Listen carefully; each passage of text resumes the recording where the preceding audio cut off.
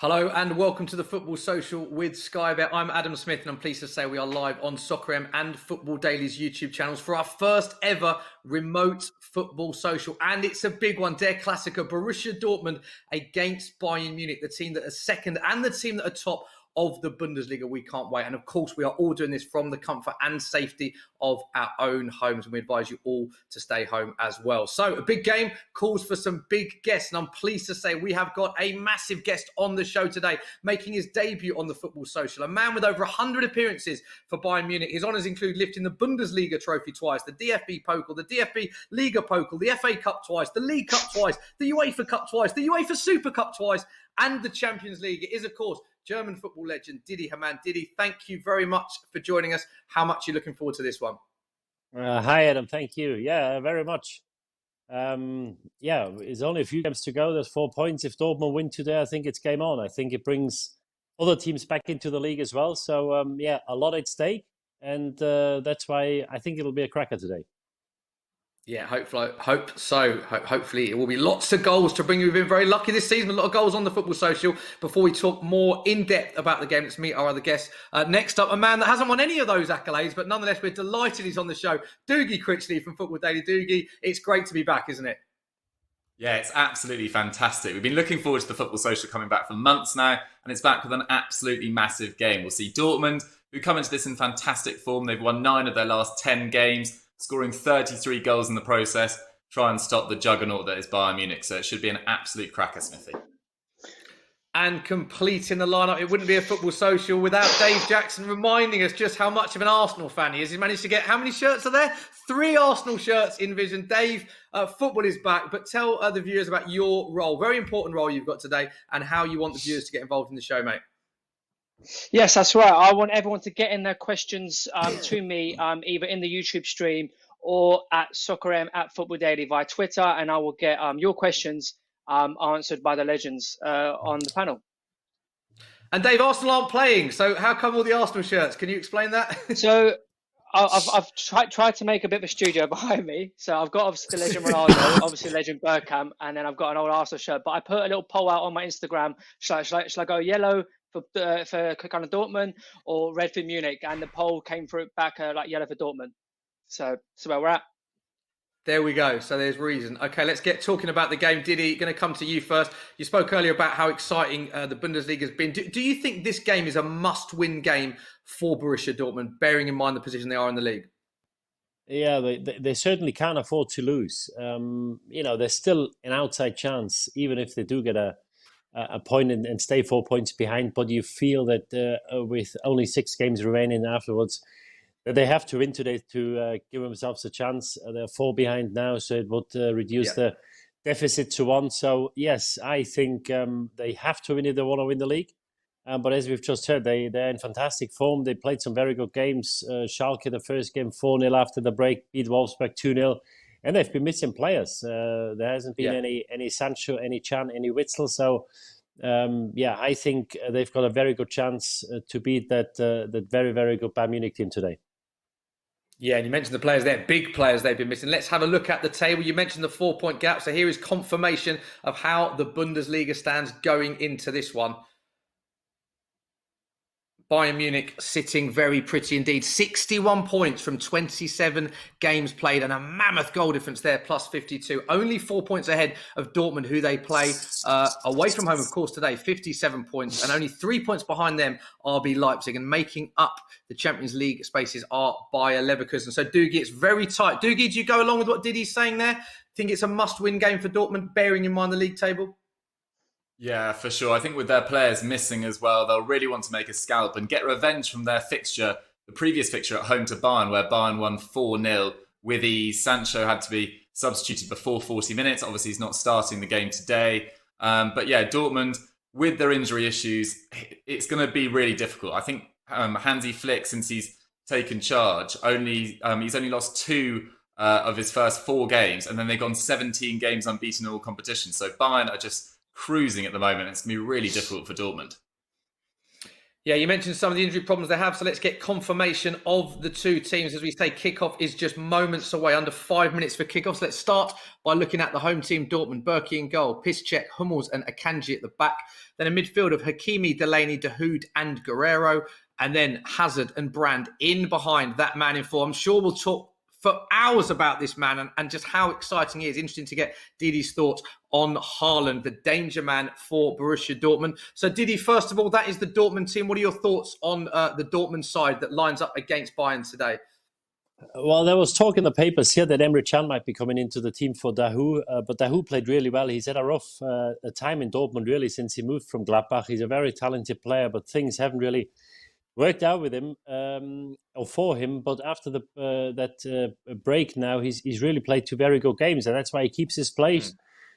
Sancho not in the team again, so he goes with a team that played pretty much in the first two games. Hummels came off injured. I think it's a big boost for Dortmund. He came off injured at halftime, a bit of a precaution on Saturday against Wolfsburg. He's in the team. And I think it's a sign from Favre to all his players, to all his squad. If you do perform, you stay in the team. Picks the same team. I like it. Yeah, that is exactly right. It's the exact same team, so no changes for Borussia Dortmund. How about the away team, Bayern Munich, sitting very pretty at the top of the Bundesliga? This is the team littered with so much talent, as we know. Neuer in goal, Pavard, Boateng, Alaba, Davis, then Kimmich and Goretzka, and then look at that front four: Kingsley Coman, Thomas Muller, Serge Gnabry, and Robert Lewandowski. I mean, there is just so much firepower, Didi, in that team, isn't there? No, it's a brilliant team, and if the Champions League were to be continued, I think they're probably, with Manchester City, the team to beat. It's a very powerful team. They're solid at the back. I think midfield with Kimmich, Goretzka, the only position really in that first 11 is whether Thiago Goretzka plays. Thiago is injured today. This is why Goretzka is in the team. And then with Coman, with Gnabry, who we know from Arsenal, where things unfortunately never worked out for him. They've got plenty of pace and guile. Thomas Muller is very unorthodox, but he links up really well with Lewandowski. Lewandowski loves playing with Muller behind him because he creates so much space for Robert Lewandowski, and we know that he's probably the best number 9 at the moment in Europe, in world football. He's a brilliant player. The number of goals he scores and assists he gets, so it's the full ticket. I think they cover all bases at Bayern Munich team. And that's probably why they go into this game as slight favourites as well. Doogie, would you go along with that? Bayern Munich slight favourites. We're looking at both teams have been in such form. Borussia Dortmund winning 9 of the last 10. You spoke about the last 17 games for Bayern Munich. Bayern Munich have been fantastic in the Champions League prior to the break, of course. Top of the Bundesliga, would you put Bayern Munich's favourites? Do you expect them to win this one? Yeah, I think their form's pretty ominous. I mean, no one scored more goals than them, and only Leipzig have conceded fewer. I think Leipzig have conceded 27, they've conceded 28, so it's pretty close on both fronts. And since, getting some of their defensive players that were injured at the start of the year back, like Süle, can't even get back in the side now because Boateng and Alaba have formed a really good defensive partnership. Alphonso Davies has now looked like one of the best left-backs in the world this season. So everything's just ticking along for them so well. And then Lewandowski loves this fixture as well. Obviously, played for Dortmund in the past, 9 goals in his last 4 Der Klassikers. And unless Haaland has an absolute screamer, I can only really see it going one way. But I'm hoping for a cracker.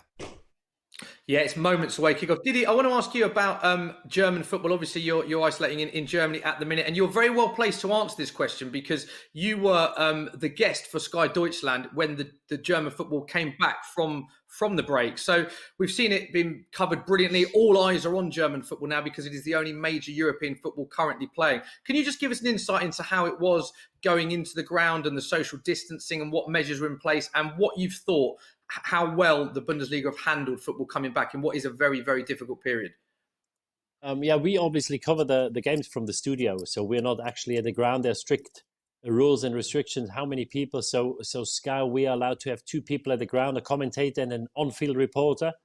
That's the only 2 people we can have at the ground for the games. And the players and the officials all stayed in quarantine for a week. They stayed in a hotel together before the first game. After the first game, they went back home. And the family members get tested, the players get tested as well.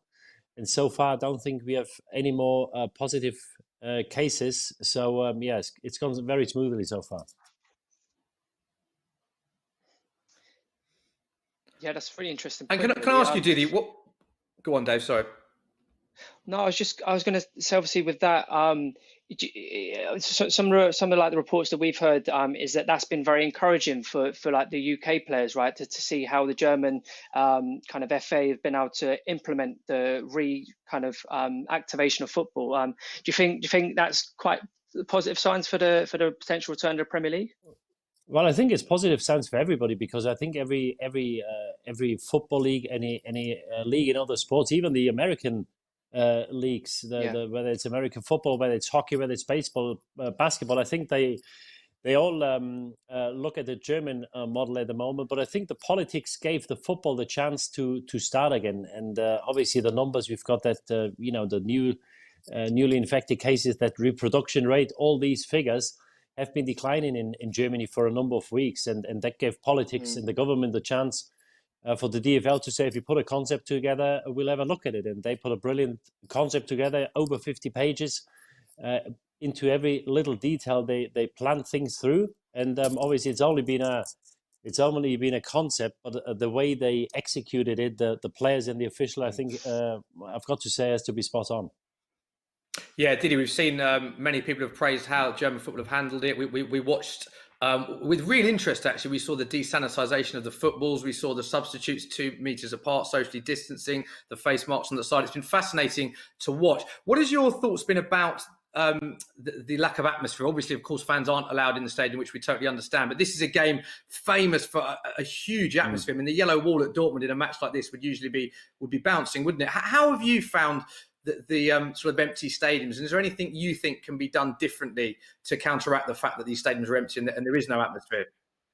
Well, at the moment, there's simply no alternative, because what we know at the moment is that in 2 we have weeks, just kicked off. Chance. Oh, we have just kicked off, and there's an early chance for Dortmund, so we'll get a reaction from the guys. Sorry, Didi, you were saying about the atmosphere. Yeah, well, there's no alternative at the moment, because what we know at the moment is that in 2 weeks or in 6 months' time, it's not any different or any safer or any less safe than it is now. And I think this is why it's encouraging that football is playing in Germany. And, with the lack of atmosphere, we've here at Sky, we've got an option. You can press a button where you've actually got the sound as if there were fans at the ground, and it's been very well received by the punters. A lot of people used that option and they liked it. I've got to say, I watched the game at the weekend with it. I rather watch it without a sound, because then you can hear the players, you can hear them talk. Yeah, and I think that's quite interesting as well. So we offer both options, but the matter of fact is, unfortunately, we know we can't survive or play without fans for the mid to long term. At the moment, there's simply no other option, unfortunately. Yeah, it's really interesting to get your insight and to get your experience based on what's been happening in Germany. It'd be interesting to see what happens with the Premier League when it does return. Doogie, big first chance we saw. We've only played a minute. Dortmund with the first chance of the game.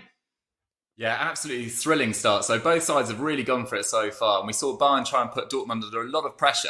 Haaland picked up the ball centrally, threaded it through to Brandt, who then had an opportunity. It was Torgan Hazard had an opportunity one-on-one. Neuer comes off his line very effectively and clears the ball. Went through to Haaland. He manages to pass it through Neuer's legs, and it's cleared off the line by Boateng early doors. Not a very powerful shot from Haaland, but what a start from the Dortmund players. They'll be looking to really establish a foothold in the game early and try and keep Bayern off the ball as much as possible, because this Bayern side can, when they get hold of the ball, really difficult to get it off them.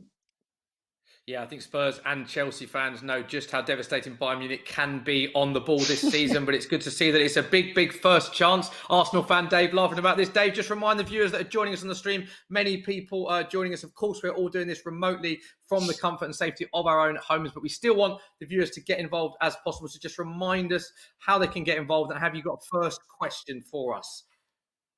Yeah, of course.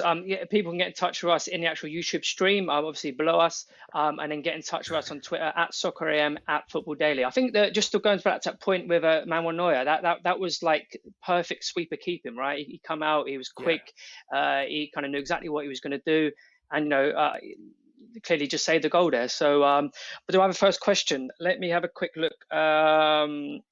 Okay, this is quite a good one. What would the ideal result be for Leipzig today? A draw for Dortmund, a draw, or a Dortmund win? I guess this is for the panel.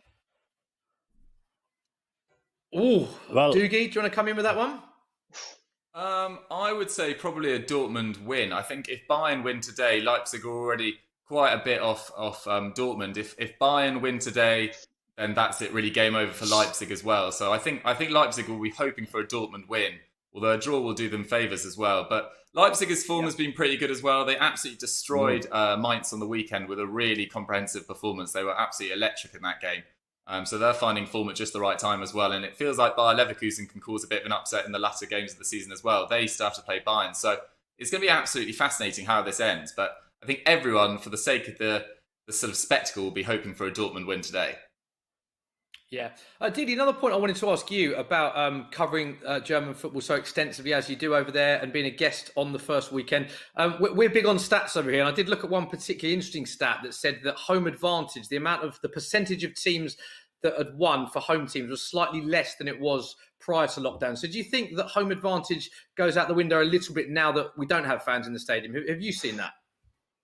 Well, the first 2 weeks or set of fixtures probably say so. But then again, I think we probably have to wait a bit longer and get a few more games. Without fans, it's clear, it's obvious that there might not be as much home advantage, especially for the smaller teams. But then again, Dortmund, as you said before, there will be 80,000. And that's obviously a big crowd as well to play in front of, that spurs you on.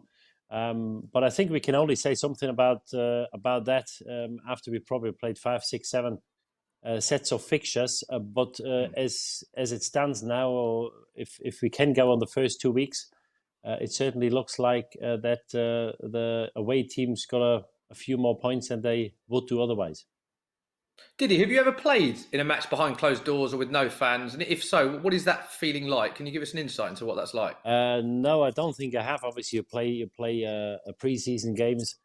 Sometimes when you have a training camp abroad, you play against teams sometimes behind closed doors. I don't think it's an easy situation for the players because when you do get to a ground, you see the fans outside. You get out of the coach, you have a look at the pitch, you get changed, you warm up. And then when you kick off at 3 or 3:30, you know you need to be there, and you've got that external pressure which builds slowly from getting to the ground, getting changed, and then kicking off. And you haven't got that now, so I think it's not an easy situation for the players to get themselves in the mood because you have to build up the tension inside your body, inside the team. So I think a lot of teams tried various things. A lot of teams work with psychologists now. After the break, who haven't worked with one before. So in the next few weeks, we'll probably find out what these how these teams and how these players prepared. Because as I said, I think to get yourself in the mode of playing a competitive game is not as easy as if there were supporters.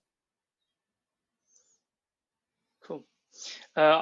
Just a quick question that we've got in, I guess.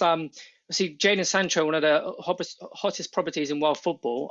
If you were advising him as a younger player, what advice would you give him now? Would it be to stay at Dortmund for another couple of years, continue that development, or potentially look as a chance for Dortmund? Sorry, yeah. Or would you potentially advise him to stay at Dortmund, continue that development, or maybe look to move back to the Premier League? Like, what would your advice be? It's very hard. I think we all seen the progress he's made this season. I think if he stays another year in Dortmund, it wouldn't do him no harm. Then again, he may want to go back to the UK, where he's from. It's a tough question. It's only a question he can answer. I think it was a bold move to come to Germany at this young age, but Dortmund showed in the last few years that they can develop players. You know, they had Dembele here who came for 10 or 15 million. They sold him for 150 or 140 to Barcelona 2 years later. The same with Sancho, and that's the reason they got Haaland, because Haaland saw the progression of Dembele and Sancho, and he thought it's the right club for me. So I think they made a name for himself in developing young players. They give him time, they nurture them, they educate them.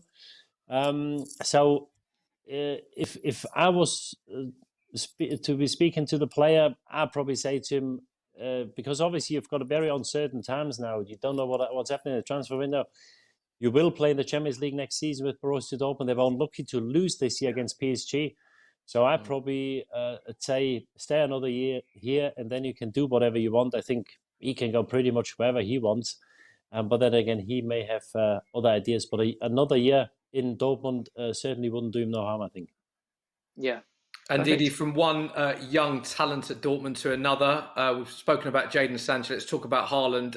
We all see clips of Haaland. I think we all know he is a phenomenal talent. But you watch him week in, week out, covering German football. Can you just give us an insight into how good you think he is and the level that he can reach? Well, I think he's got that air of invincibility about him. For him, failure is not an option. There could be a chance here for Dortmund. And it's just so. Oh. It's just so. Offside. It's just offside. The ball is in the back of the net, but the flag is up. So sorry, the ball is in the back of the net for Dortmund. It was a bit stop-start, but it is the correct decision. The flag is up. It will not count. Been disallowed for offside. Quite right too. It does remain 0-0. So sorry, Didi, we were talking about Haaland, and you were saying he's got the air of invincibility and just how good you think he can go on to become. He's got a confidence about him, which is sometimes you see in young players, and people said, well, he's got goals in Norway, then he's got goals in Austria. This is a different league, but he also scored goals in the Champions League for Salzburg. He got a hat-trick for them in the Champions League. He scored against PSG. And I think what stands out with him is that he's a big, powerful player. He's decent on the ball. I think he's got to improve. I think that's one area of his game where he has to improve when it comes to holding the ball up, when he gets the ball into feet. But I think his biggest asset is because, I know myself from my own experience that defenders don't want to play against powerful centre forwards and against quick centre forwards, but there's usually the big centre forwards are not the quickest. But when he opens his legs, when he changes gears, I think he's as quick as anyone. I think there was a stat that he was close to a 30-meter or 40-meter world record run when he played the game against Paris. He's such a powerful runner, and what he also is, I don't think I've ever seen him go or caught offside. He probably will do in the next minute, tempting fate here. But he's very clever timing his runs. So he always stays onside because he knows he's so quick. When he does get that ball into space, he's quick enough to get it. So, and in front of goal, he's just very clinical. So, a great prospect. You need to see how people react, young players when they have a bit of a dip in form, how they react, how they come back. But I haven't got any issues with him. I think he's got the world at his feet. Got the world at his feet. Some praise there, and I think we'd all agree with you. Doogie, good start for Dortmund. This 2 best chances of the game so far. Although Bayern Munich had a slight chance there, as I said. That's 66% possession for Dortmund in the first 10 minutes. Yeah, it's almost unheard of. You'd expect Bayern to dominate possession, as we sort of mentioned, against any team in the world. And Dortmund nearly, had that shot cleared off the line, obviously, and then could have made better of that opportunity. Before Hakimi was found offside, Delaney had a volley in the box and he didn't really connect with it. So he'll be fairly disappointed with that. Although we did then see Bayern go up the other end of the pitch and saw Kimmich, one of the best players on the ball in the world, lift a lovely ball in for Müller, and he just couldn't get his proper connection on the header. So there's been chances at both ends, but Dortmund will be really pleased with the way they've started this game. Cool. I've got a quick question. Obviously, with the players having such a long period out, how long will it take them? Obviously, as like an ex-pro, would it take for them to get back to that match sharpness, or would it be different than like regular pre-season? Because obviously they played such an intense period. They knew they weren't having to play again potentially in like a month or two. How long will it take them to get back that kind of sharpness? Yeah, I think to keep a certain level of fitness is not that hard because they would all have their training programs at home. I think some of them had bikes at home or treadmills. So, you can keep yourself a certain level of fitness for 3 or 4 weeks which they did when they trained at home. It's about match fitness. And I think these guys, they trained about 2 to 3 weeks in bigger groups before they started. I'm not sure that's quite sufficient, but I'd say if you have 2 or 3 weeks with the lads with the ball in bigger groups, I think that should be sufficient to have a certain level. And obviously now after 2 games, I think they're pretty much where they want to be, these players. But looking at England, I think they train in smaller groups now. They look at playing in the middle of June, I think. So there's still another 3.5 weeks So yeah, I think that you need at least 10 to 14 days training with the ball, with the teammates, and play a physical contact sport, because I think for the first couple of weeks, the teams weren't allowed to have any contact in training. So I'd say you need at least 2 weeks to do that, to have a certain level of match fitness when it starts again. Thanks. Perfect. So it's still 0-0, 13 minutes played, Dortmund 0, Bayern 0. No goals so far, Dave, but it's been quite entertaining, isn't it? Chances for both teams. I'm not going to ask you for how many goals you think there'll be, because we know that jinxes it on the Football Social. But are we expecting a first goal soon, do you think? Yeah, I'm actually surprised at how quick the pace is. I feel like both teams don't seem to be sitting back. If I was a betting man, since it's a betting show, I think I'd have to say a Dortmund goal first. Because but then having just said that, it's probably going to be Munich going to go up the other end and score now. So yeah, that's my prediction. Next goal would be Dortmund. We haven't actually done score predictions, which is traditional on the Football Social. Let's do our predictions, Dave. What are you saying? Firstly, I'm going to say 2-1 Dortmund. 2-1 Dortmund. Dietmar Hamann, are you going with Bayern Munich? No, I go with the Dortmund as well. They started so well, and yeah, as you said, I think they've got to win this game to give themselves a chance. But they couldn't have played any better the first 50 minutes. I go 3-1 Dortmund. 3-1 Dortmund. Okay, Doogie, what are you saying? Against the former team from Dietmar Hamann, I like it. I'm going to go with the 2-2 draw. I think it's going to be an absolute classic. I was literally about to say 2-2, so I'm going to make it even more exciting. 3-3 thriller. I think this will be a score draw, and they're going to be goals galore. So even more reason for you to stay with us on the Football Social. Of course, our first Football Social that we are doing remotely from the comfort and safety of our own homes. Dave, you've been on Social Corner. Have we got any more questions coming in for the panel? Yes, there is. There was a question. Hold on. If you just come back to me in a minute, I found a really juicy one. I've just lost. Okay, come back to me in a minute. He's busy. He's got other stuff going on apparently.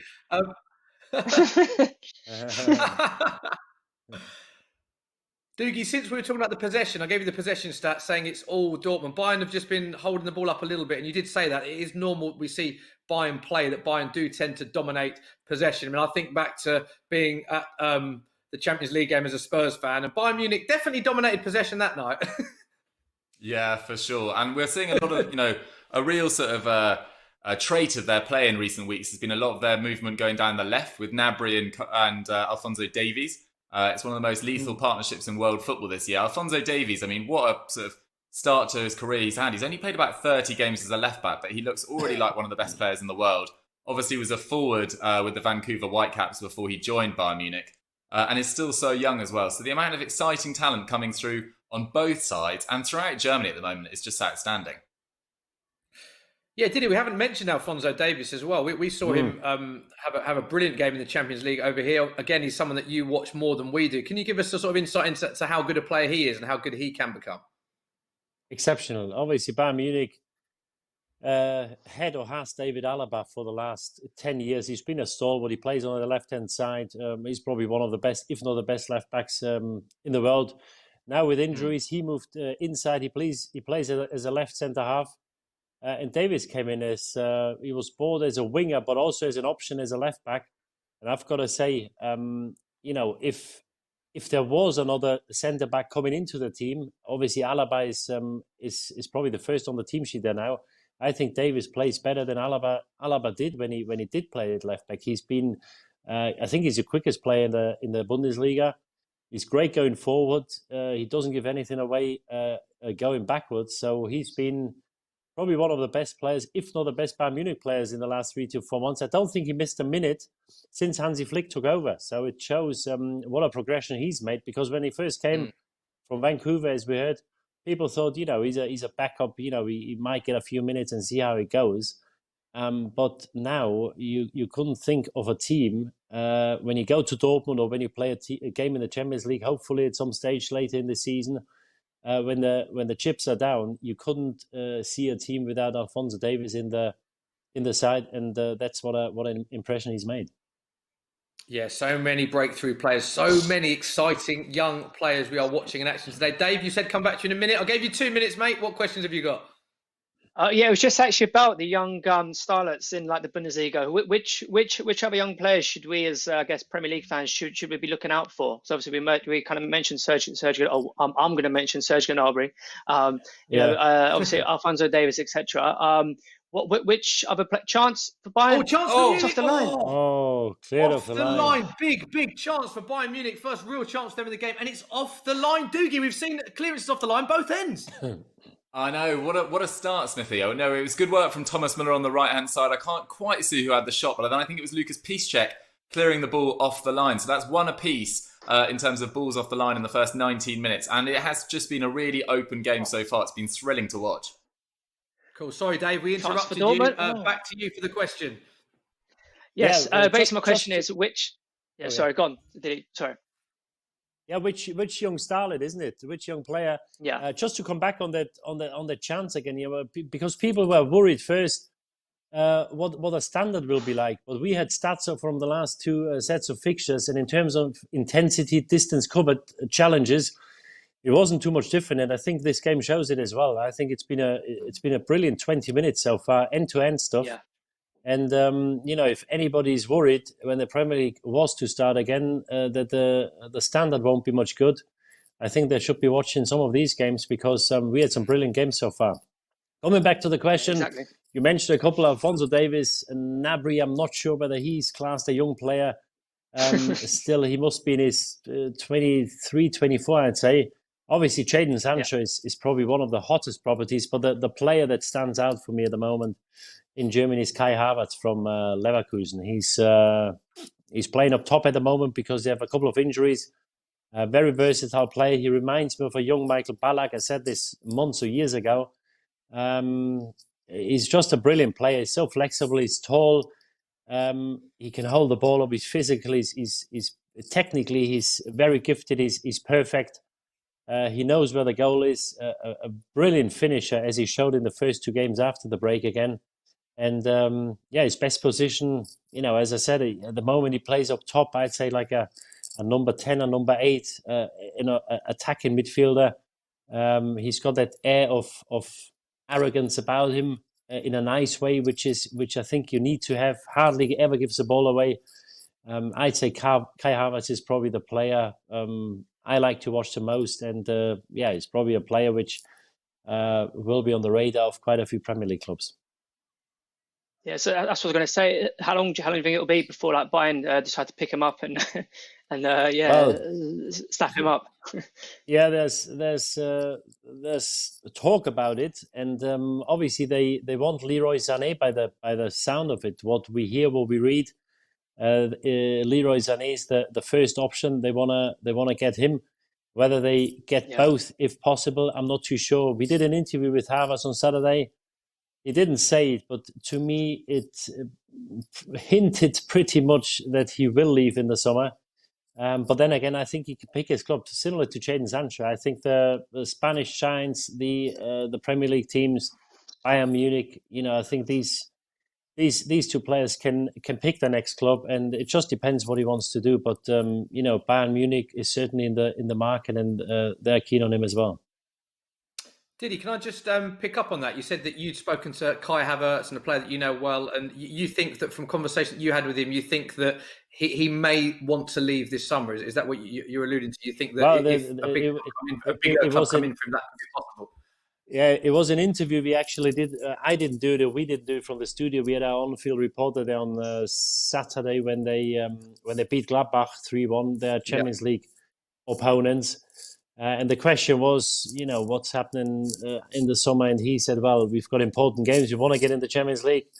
And he said, and then in the summer, when the season's finished, I'm sure we'll find a solution. Now, it was just my interpretation of his words because he's got a contract in Leverkusen. And if you've got a contract, you don't need to find a solution because you just turn up on the first day of training and you start the season.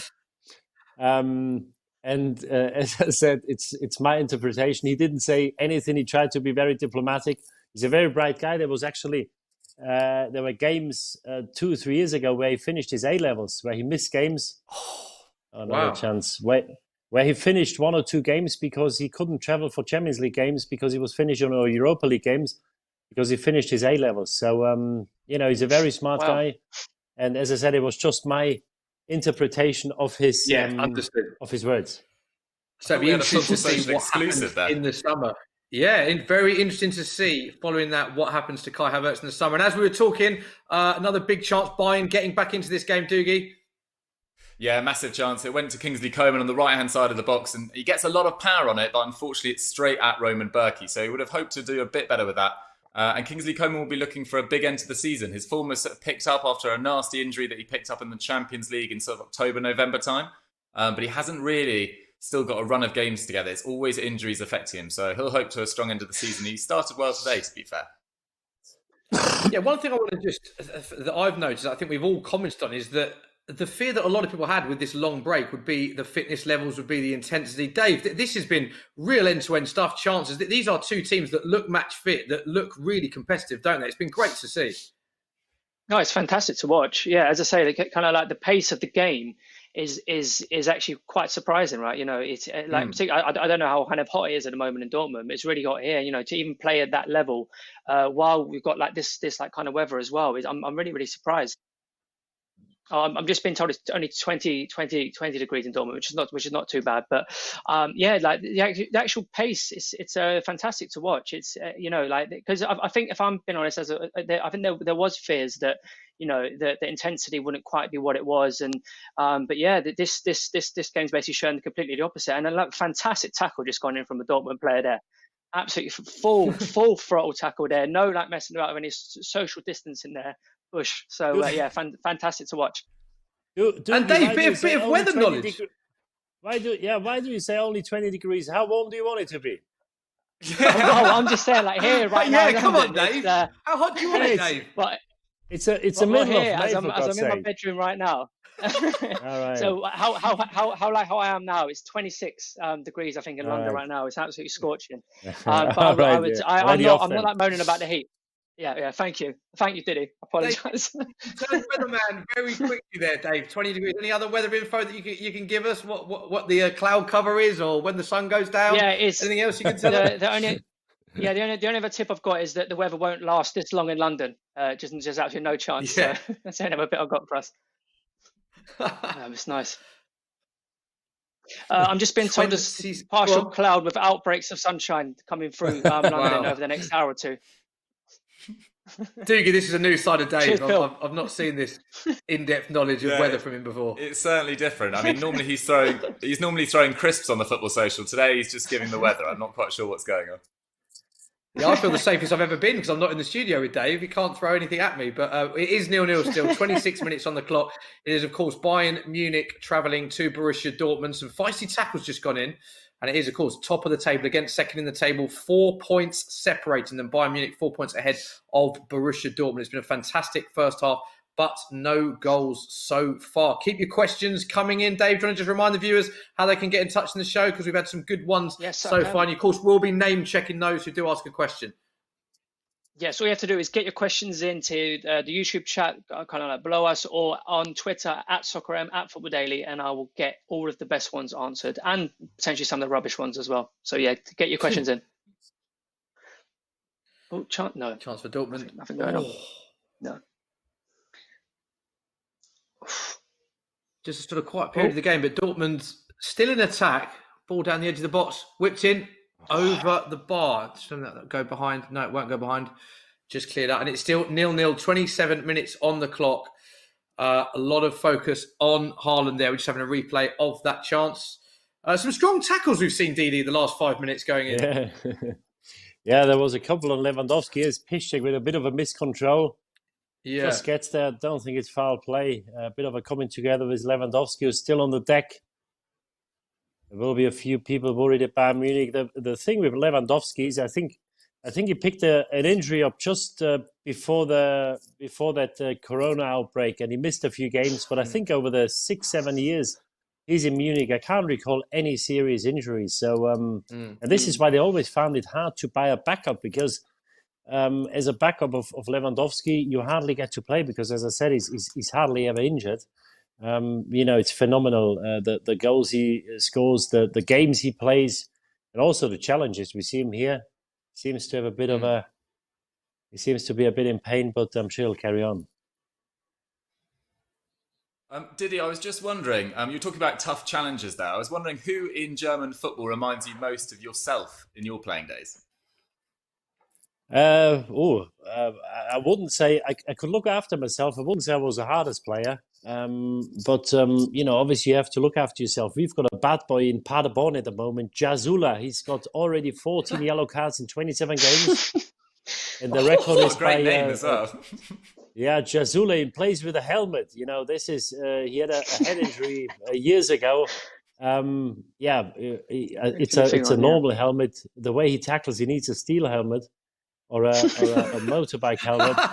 Yeah, he's he's already on 14 yellows. The record is 16, and we've got a bit of a teaser on Saturday because Tamas Haito, a Polish player, centre back, he played for Schalke and Duisburg. Some of you may recall him who are familiar with German football. He's got the record with 16. Jasula's got a chance. He needs. Well, if he doesn't get injured, that Jasula, I think he'll walk it. 14 yellow cards. That is crazy. Yeah, he's got 14. Sounds like he wants it as well, Dougie, doesn't it? Sounds like something that he wants, this player. Yeah. A chance for Dortmund. Oh, chance for Dortmund. Edge of the box with Haaland. It seems to just be breaking down first there. Goal. They've had some fantastic build-up play. Some really good build-up play, and then it's just that final ball. But I think it's definitely coming. I think it's definitely coming, Smithy. Yeah, sorry, Dave. He's just not quite connected with his two chances so far, Haaland. He obviously had that sort of one where he got it through Neuer's legs, but didn't quite get the power on it, and that good opportunity on his left foot, stronger left foot, and didn't quite connect with it there. It's brilliant football by Dortmund. Brilliant, absolutely brilliant. The way they pass the ball and create chances. A brilliant first half hour from the Dortmund.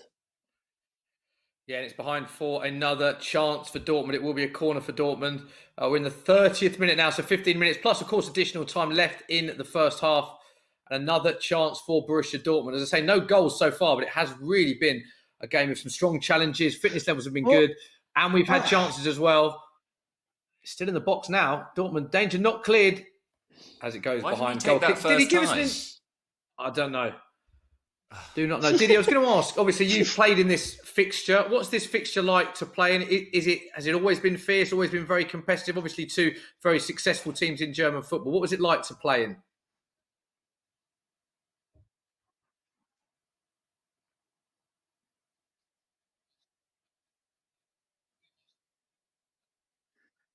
Having a few. We can't quite hear Dietmar Hamann. I don't know if he's having some issues with his microphone. So, Dougie, I'm not going to ask you that question. I don't think you've ever played in this fixture, Dougie. Have you? Dortmund versus Bayern? Not as of yet. Like? You can't answer that one, can you? I think one thing I would say. When I was watching the game, like the last Bayern Munich game, is they conceded 2 goals from set pieces. So I'm just wondering if that's something that maybe like the Dortmund needs to try and kind of, chance here for Dortmund. Big chance for Dortmund. He's in. Haaland into the penalty area. Oh, the danger is great clear. Defensive work again. Sorry, there was a great chance for Dortmund. That's a good point about we just the conceding of set pieces. Sorry.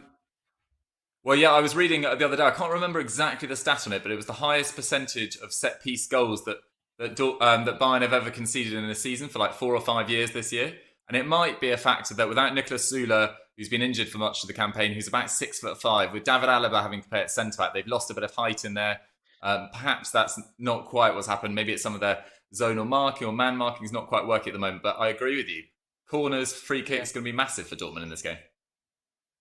Yeah, I guess that's a good kind of backup option for like Dortmund because they're playing so well with their actual football, right? So maybe last 10 minutes, if they still haven't scored, for them to potentially try and whip ball into the box and try and get one of their like forwards onto it really. Sure. But it's such a good game despite only being 0-0. Like it's such a fast paced kind kind of open game. So very exciting to see, watch. Yeah, definitely. I mean, despite Bayern having much the better of this fixture in recent years, I think they've won 12 of their last 18 meetings in all competitions. Dortmund are actually unbeaten at home this season in the league. So they've got that to try and defend, and the weight of history against them. But they've both sides have started well this so far. It could really be either side taking the lead. Yeah, Doogie, we said about possession being very weighted. 66% it was in the first 10 minutes. The two big chances, it was all Dortmund. Possession is now levelled. We've seen Bayern Munich with some chances. It's a lot more tighter now, this game, isn't it, compared to the first 10 minutes? And as I'm saying that, Bayern on the attack again. For sure, yeah. They've got a grip in midfield, Bayern, as opposed to the first 10 minutes where it was far too open. Goretzka, who's had a great resumption since the league started, and Kimmich, who's just an all-round absolute baller in the middle of the park. And there's a lot of space, though, as we see just there for Dortmund to counter. I think it's Guerrero on the left-hand side. Eventually, it's slightly slowed down. It might not come to anything. But yeah, it's come to nothing. But there is a lot of space there, surprisingly, in a Bayern defence that haven't conceded that many goals recently. Just behind. Just to let everyone, all of our viewers know, we are having a few issues with Dietmar Hamann's microphone, but don't worry, he will join us very shortly. For any minute, he is, of course, in Munich, as we all are. Well, we're all not in Munich. We're all working remotely from home. He's in his home in Munich. We are in our various homes. And as I say, he's just having a few difficulties with his microphone, but he will be back very shortly. It's fascinating hearing his insight, Dave, isn't it? As a former player, but also a pundit, a perfect guest really to talk about this fixture and to talk about just how German football has been, because all eyes are on German football now. It's the only major league still taking place, and we all miss football dearly. Of course, we completely understand the reasons we can't have football for health reasons, which are, of course, paramount and far more important. But there are so many eyes on German football now, aren't there? Just because of it's the only league going ahead. Yeah, I think also as well, the actual title race is so kind of close as well. Obviously, if Munich win today, it's pretty much over, with all due respect, because you can't really see Dortmund be able to pull that back, despite because they would have already played each other twice, right? So it's a really, really interesting title race. It is the only live football we have available to us, and it's such a high standard of football as well, right? They've got some fantastic young, exciting prospects playing in the league, as well as some established world superstars. It's just actually great to watch, and I can't tell you how much I miss live football for that two months or so. So yeah, I'm absolutely loving it, Smithy. I've got some breaking news for you, Dave Jackson. Dietmar Hamann is back with us. Diddy, can you hear us? Back in the building. There he is. Come on. There we go. Very excited. Diddy, welcome back. I asked you a question, and it was about what it's like to play in this game and how big this fixture is. And then we lost you. And I obviously couldn't ask Doogie or Dave that because they've never played in this fixture. So now that you can hear me again, give us an insight into what this match was like for playing and how competitive it was. Yeah, it's the biggest rivalry over the last 15 years, I'd say, or the last 20 years. We had in the 80s, it was probably Bayern Munich and Hamburg. Then in the 90s was probably Werder Bremen and Bayern Munich. And I think, since the 90s, it's probably Dortmund. They had some financial problems, but they came through it. They brought some very good players back. They won the Champions League in 95, I think it was, against Juventus in Munich. When Lars Ricken scored that goal to make it 3-1 with Karl-Heinz Riedle scoring 2. So they were Champions League winners. Yeah. And then, obviously, they had some great managers. And when Jurgen Klopp came, he really took them to another level again. They were Champions League finalists against Bayern at Wembley 2013. Wembley, yeah. It's a big rivalry, and obviously it's usually always a great atmosphere in the Westfalenstadion when these two teams meet. Unfortunately, not today, but no, they've been a force, and they've been very shrewd with a transfer in the transfer market. I think in recent years, they sold some players with huge profit. And probably have in Haaland and Sancho, again, they've probably got the two most interesting young players in Europe, or two of them. Yeah. Didi, it's been interesting this year seeing the revival of Bayern Munich under Hansi Flick. Do you think that they sort of got their previous appointment wrong of Niko Kovac? Do you think they got that wrong, or do you think it was just more a result of the players have just started playing better? What do you put their revival down to? He still won the double. He still won the league last year. Niko Kovac, he beat Leipzig in the cup final 3-0, I think. So he still won the two trophies. Obviously, what people didn't forget was how how well they got beat by Liverpool. But then again, we know how good Liverpool a team is and was last year. I wouldn't say it was a mistake to bringing him in. But I think he fell out with a few players. And when you are manager of Bayern Munich, you've got to keep the players happy. And you've got some very powerful players there. And you try to have to keep everybody happy. And I think he didn't manage to do that in his latter stages. And when Hansi Flick came in, he didn't do an awful lot. He changed a couple of things, put Alaba in the centre of defence. He put Kimmich in the middle because Kimmich played right back on the Kovac. He plays in centre midfielder now. I think that's made a huge difference. And it seems to be a happy camp. And don't underestimate when you've got a few unhappy players, because what Kovac did, he left Thomas Müller out for 6 games running. And that was in the period where they beat Spurs 7-1 or 7-2. They played the weekend again, and it was a 6th game where he left Müller on the bench. And I think a lot of people told him that he might get a problem if he does that. They didn't win the game after the Spurs game. And there was another couple of weeks after, it was the end of him. Yeah, I think that we'll move on from the Spurs Bayern Munich game there, Diddy. I think we've covered that section. Diddy, the one thing I wanted to ask you, I thought Dave would like that. You're talking about the rivalry here and saying that this has been the big rivalry, certainly of the last decade or so, Dortmund against Bayern Munich. So that we have seen quite a lot of players move from Dortmund to Bayern Munich over that sort of decade period. How does that go down in Germany, considering the rivalry that exists, the players that move from one club to the next? Yeah, well, not too well, but obviously the reasons they do go is because they are the best 2 teams. So if there's a player who's successful and good in Dortmund, is always of interest for Bayern Munich, because they usually try to buy the best players who play in the Bundesliga, or buy the best German players. It didn't go down too well, but then again, Bayern Munich is, I don't think there's a club you can compare it with in England, because Bayern Munich, either you support them or you hate them. And that's how the fans see it. So there's a lot of polarizing.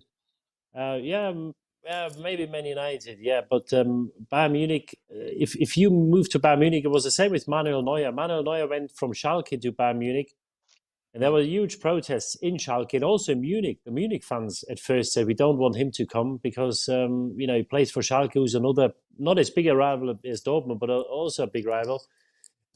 So with supporters, it never really goes down too well when you join Bayern Munich, because they have been the biggest, they are the biggest.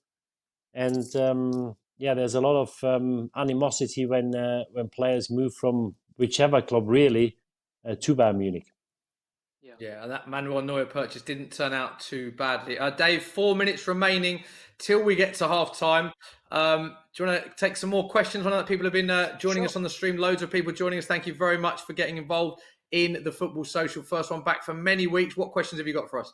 Well, I've got loads of questions about Liverpool, but I think we'll save them for the second half. So I've just got one question about the German national team.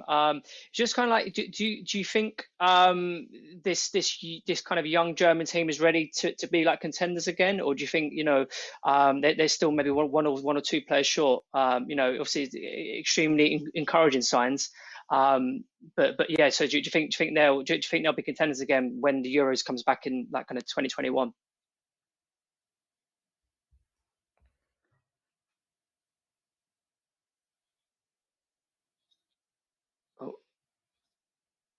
Just having a few technical problems with Didi's mic. So Didi, if you can hear us, we're just having a few problems with your microphone. We are approaching the halfway point as well. 42 minutes, 16 seconds on the clock. So only a couple of minutes, should I say, before that halftime whistle goes. Looks like, Doogie, no goals in the first half, but it's been thoroughly entertaining so far.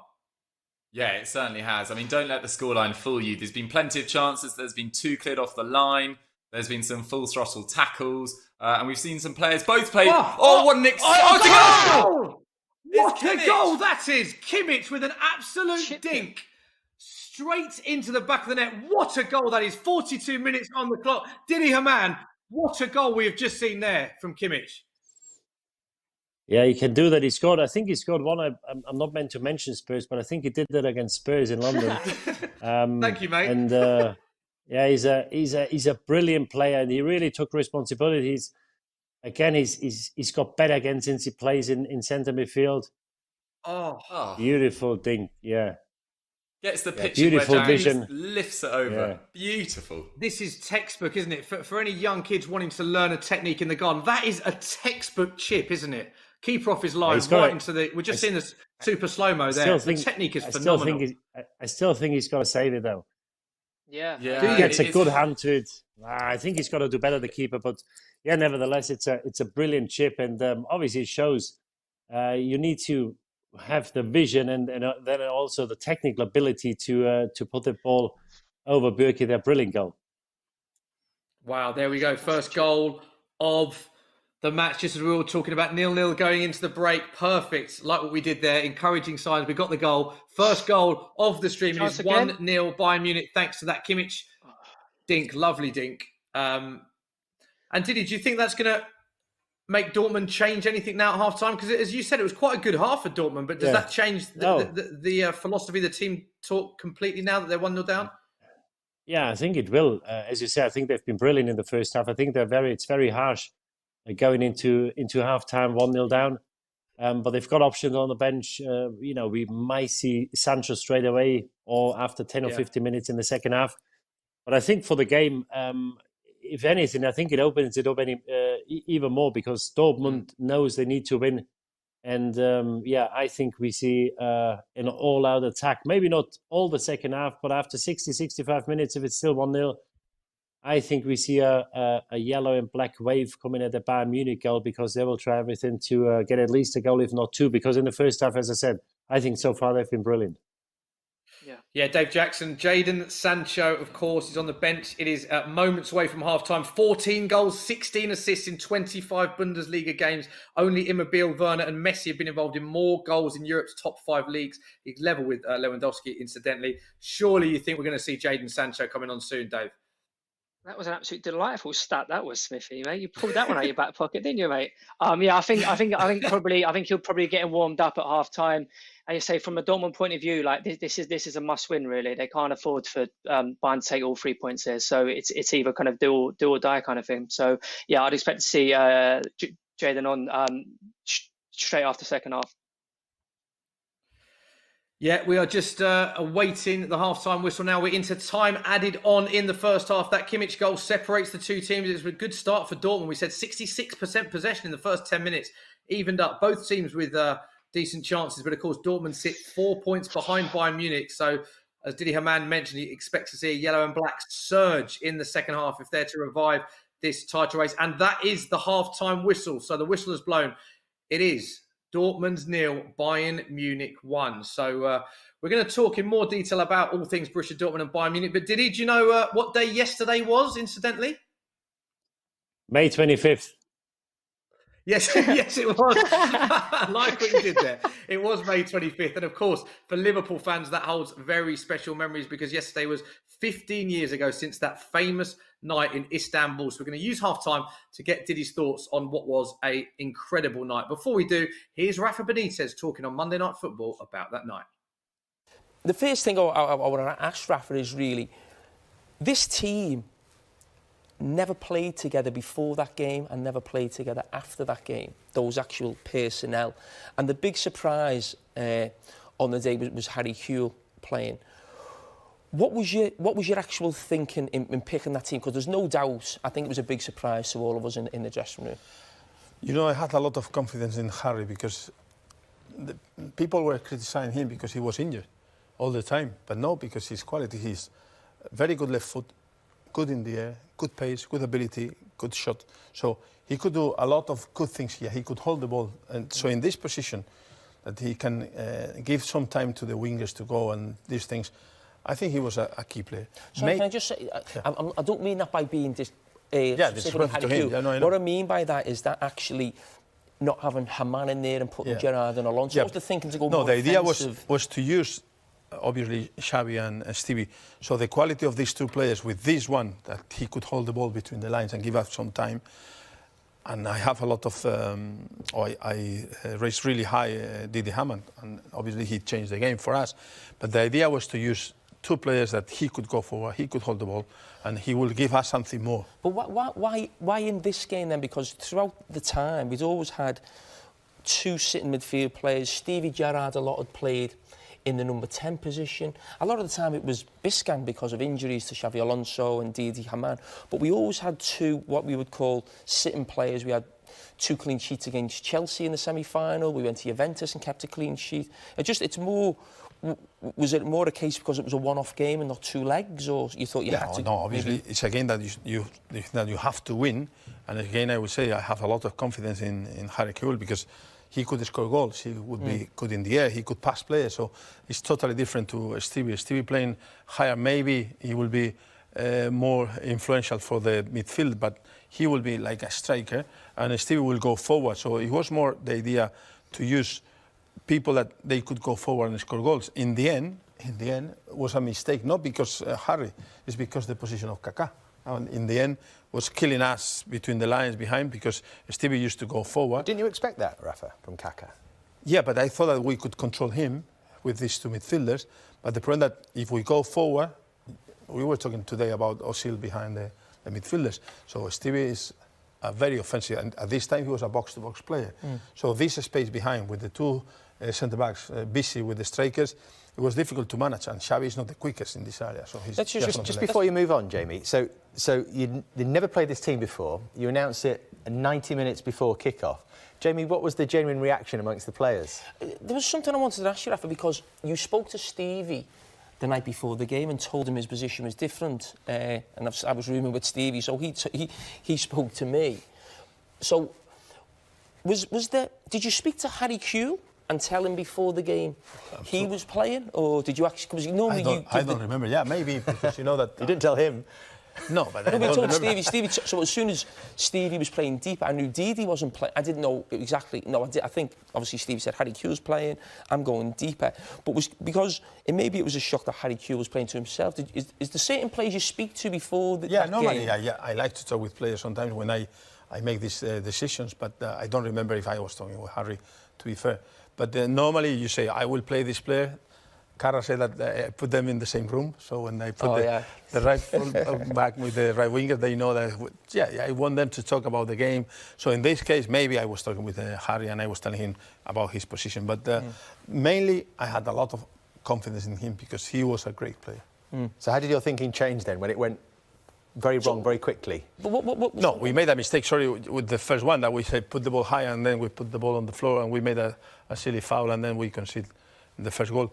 With someone we have to go close and then we were dropping off instead of go close to him. So we made too many mistakes at the beginning against a very good team, obviously. So, Rafi, you've got, obviously, we have got, I just remember Kaká running at us and these two just making runs down the side. And listen, I couldn't cope.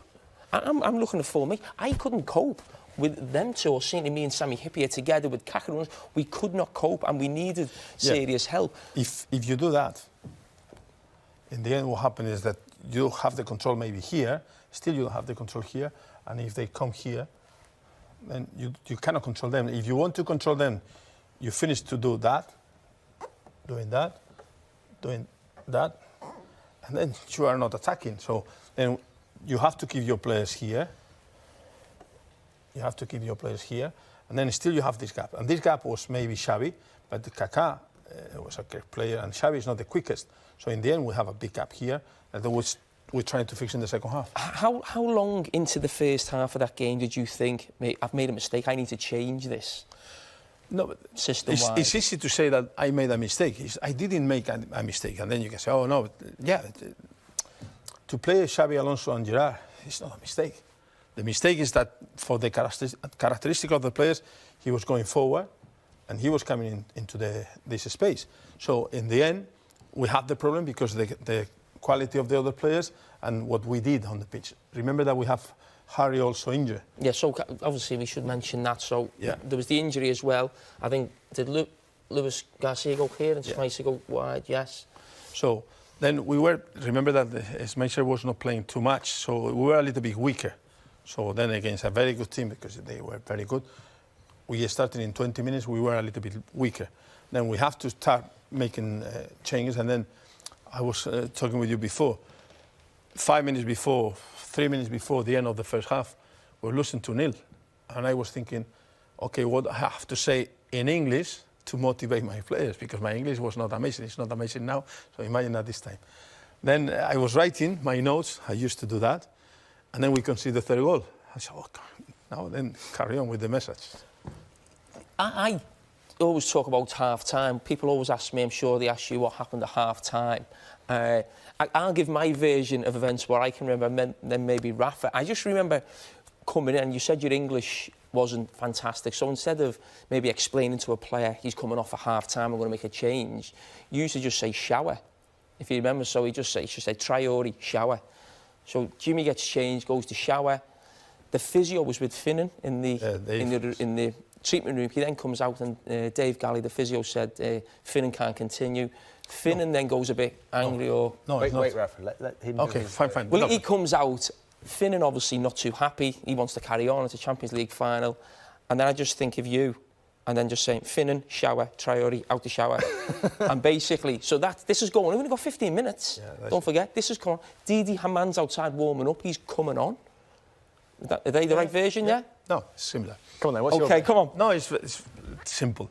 I told Paco Yestrande, my assistant, so be sure that I will talk with them. So Didi has to listen what I will say about the change of formation, and then take him out to do the warm-up.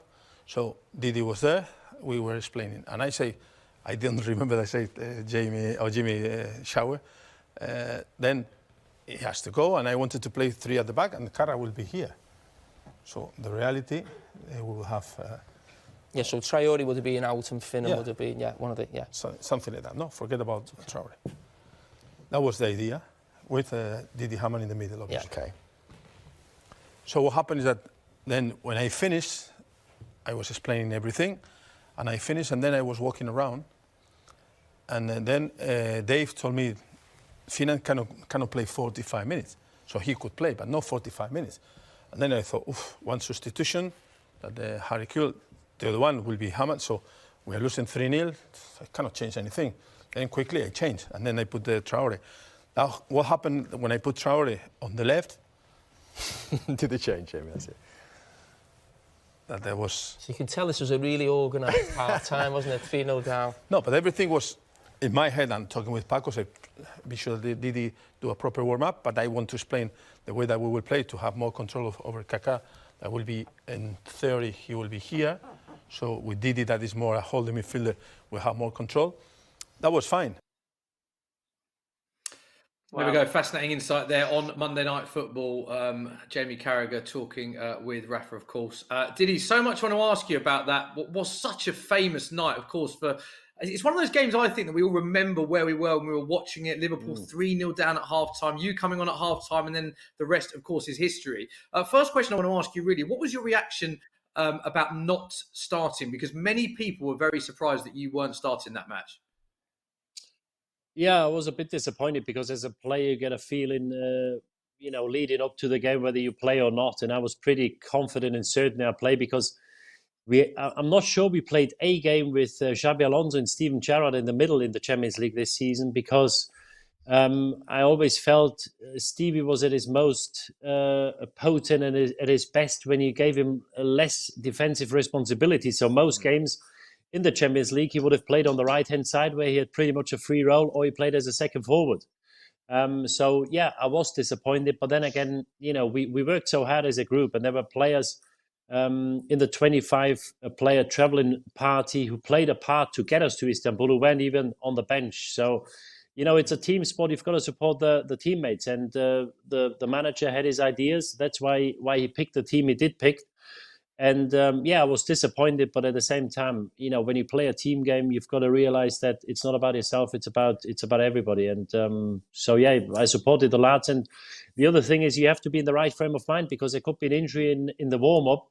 And if you start sulking and say, "Oh, I should be playing, I should be this," I think it's disrespectful to the team in the first place. And the other thing is, if you were needed at some stage, even for the start of the game or after 20 minutes, what happened then when Harry Kewell had to come off? You've got to be in the right frame of mind. So, I was disappointed, but as I said, it's about the team. And of course, 3-0 down at half time, you come on, and then we just saw a complete turnaround, one of the best comebacks we've ever seen. What was said to you by the manager at half time? Not an awful lot.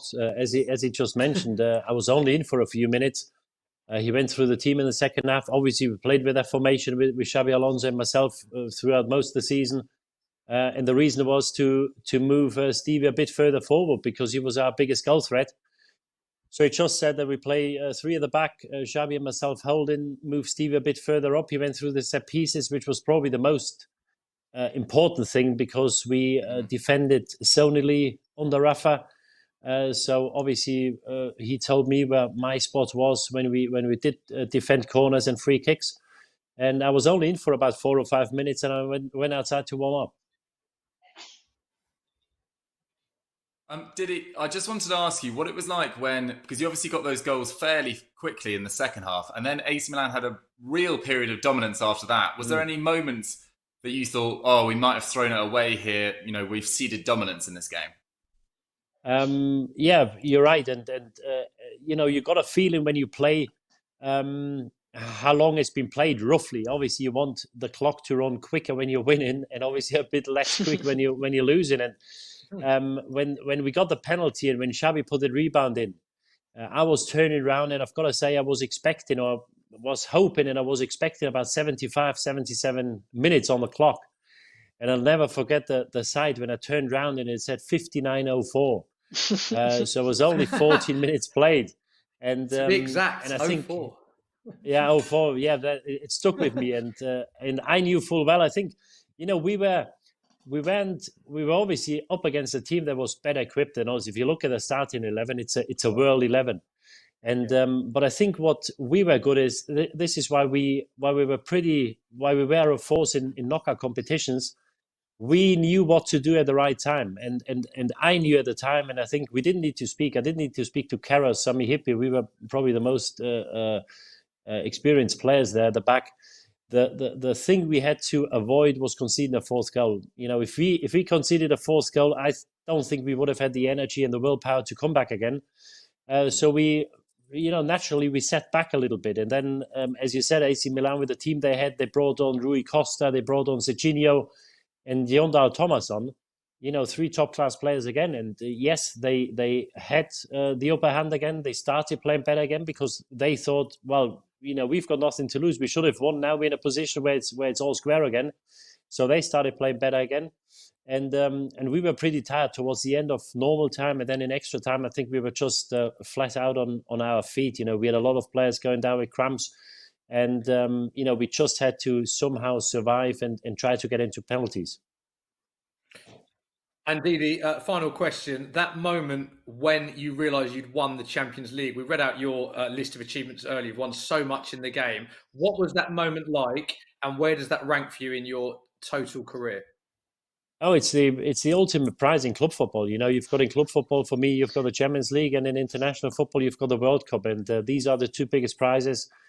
Unfortunately, we didn't get past the last hurdle in 2002 against Brazil in the World Cup final, and it's just relief because you know, to win with a group and to work so hard all season, and we were up against a lot of things. You know, for example, we had the last game in the group stage against Olympiacos. We were losing 1-0 at halftime. We had to win by 2 clear goals, so we needed 3 goals in the second half. And when Gerrard scored a goal with about 8 minutes to go.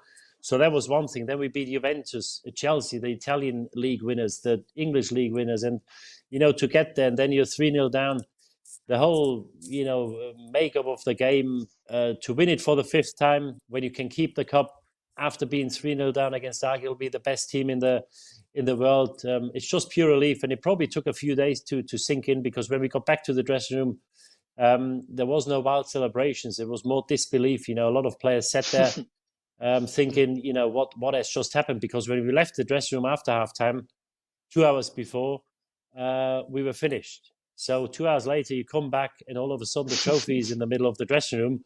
It was all a bit surreal.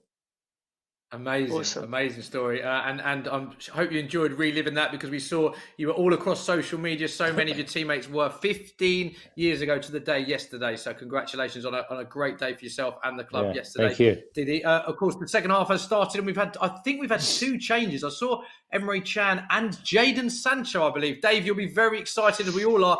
Jadon Sancho is on. Yeah, just kind of hope, because obviously he's not going to be completely fit, so you just hope he doesn't kind of pull anything. But with that extra bit of pace and extra bit of creativity, I think it's definitely the right move. And then obviously Emre Can to come in to maybe to steady things up a little bit in midfield, to allow the forward players maybe that little bit more freedom. There's a chance now for Bayern. They're in. He's whipped it in a bit too quick. Lewandowski wasn't quite there in time. So yeah, that was quite a big chance of Bayern there to make it 2-0 and potentially game over, but they haven't taken it. So really, really important first 10 minutes for Dortmund here. Hopefully they can get back into it. Yeah, Dougie, what do you make of those subs? Because it's interesting, both coming on, an experienced player and a young player. A very exciting, pacey player. Two very different players. But do you think that is what Dortmund need? Because they didn't do a lot wrong in the first half, did they? No, they didn't. But I think since the resumption after the break in Germany, you're allowed 5 substitutions. So Favre had the option, and he might as well have taken it as well. And when you've got a player like Jadon Sancho, who has been not just one of the best young players in the world this season, but one of the best players in the world. We already heard before that only 3 players have contributed more goals and assists. You've got to bring him on. And Emre Can, prior to his injury, was playing really well following his move from Juventus, alongside Axel Witsel. And it was actually Thomas Delaney who didn't make an appearance from November until the first game back in May. So Emre Can, experienced operator, played for Bayern in the past as well, so he'll have extra motivation. And Jadon Sancho, we all know how devastating he can be. So big changes, but hopefully it doesn't lead to a sort of loss of rhythm from Dortmund. And it doesn't look like they have either, because they're on the ball here and attacking pretty well. Good save from Neuer. Yeah, I think that Dortmund have started fantastic the second half. They've been absolutely brilliant. Obviously I know there was that chance just for Munich, but the Dortmund are really grabbing hold of the football, and they're moving it really, really nicely. They managed to get a shot off there, and allow Manuel Neuer to make the save. So very promising signs from Dortmund here. Yeah, Sancho for Brand, Emre Can for Delaney. So double substitution for Dortmund at the halfway stage. It is still Dortmund 0, Bayern Munich 1, 48 minutes on the clock. Some stats to give you from the first half. Attempts, Dortmund 7, Bayern 8. On target, Dortmund 2 to Bayern's 5. And possession, Dortmund 48% to Bayern 52%. So very evenly matched in terms of stats. Didi, we've got a lot more viewers joining us now for the second half period. For those who may have missed the first half, your assessment of the first half, it was quite close, wasn't it? The stats suggest there wasn't a great deal in it. No, and I think, I'm not the biggest fan of stats. I think they can be misleading sometimes, but I think they sum it up pretty well in that first half. There wasn't much in it. I think it's a bit harsh on Dortmund to go in 1-0 down, but a brilliant game. I think what stands out is the quality of the game. Some of the passing moves, some of the combinations they've had, and the pace. You can see that these are the 2 best teams in the Bundesliga. All to do for Dortmund now, because when Bayern Munich can play on the break as they do now, we know how devastating they can be. Yeah, I was just wondering, Didi, I was just wondering, you've played in obviously quite a few derbies. You've played in Der Klassiker, you played in the Merseyside derby. I assume you played in the Manchester derby as well. How does Der Klassiker rank in terms of the derbies you've played in? Obviously, I think it's always a bit more heated. We had also, when I was in Munich, we had 1860 in the Bundesliga, which is the local rival, and I always felt that when there are geographical derbies, they're always a bit more heated, like the Manchester derby, Merseyside derby, or the Munich derby. This is obviously, it's called the German Classico after the Spanish one, and they were always pretty heated games. But I've got to say the Merseyside derby, especially the games at Goodison, were probably the fiercest ones. It was always, everything was a bit quicker. And it wasn't playing at Goodison with Liverpool. It wasn't for the faint-hearted. Love that. I've Dave, got a quick question. Some strong challenges earlier, although it looks like that isn't one of the strong ones. Just avoided to miss the ball. But just going to say, Dave, alluding to what Diddy said there, again, the tempo of the game. For a lot of people that were saying that players need a lot of time off and they're worried about match fitness because of the break, we've not seen that here at all, have we? The tempo again in the second half, it's been really fast, just like we saw in the first half. No, it's been fantastic. And the quality of play has been top drawer. As if they haven't actually taken a break. So can't really complain in that respect. But I have a quick question for Diddy. So, who do you think would win in a game between like the 05 team and the current Liverpool team?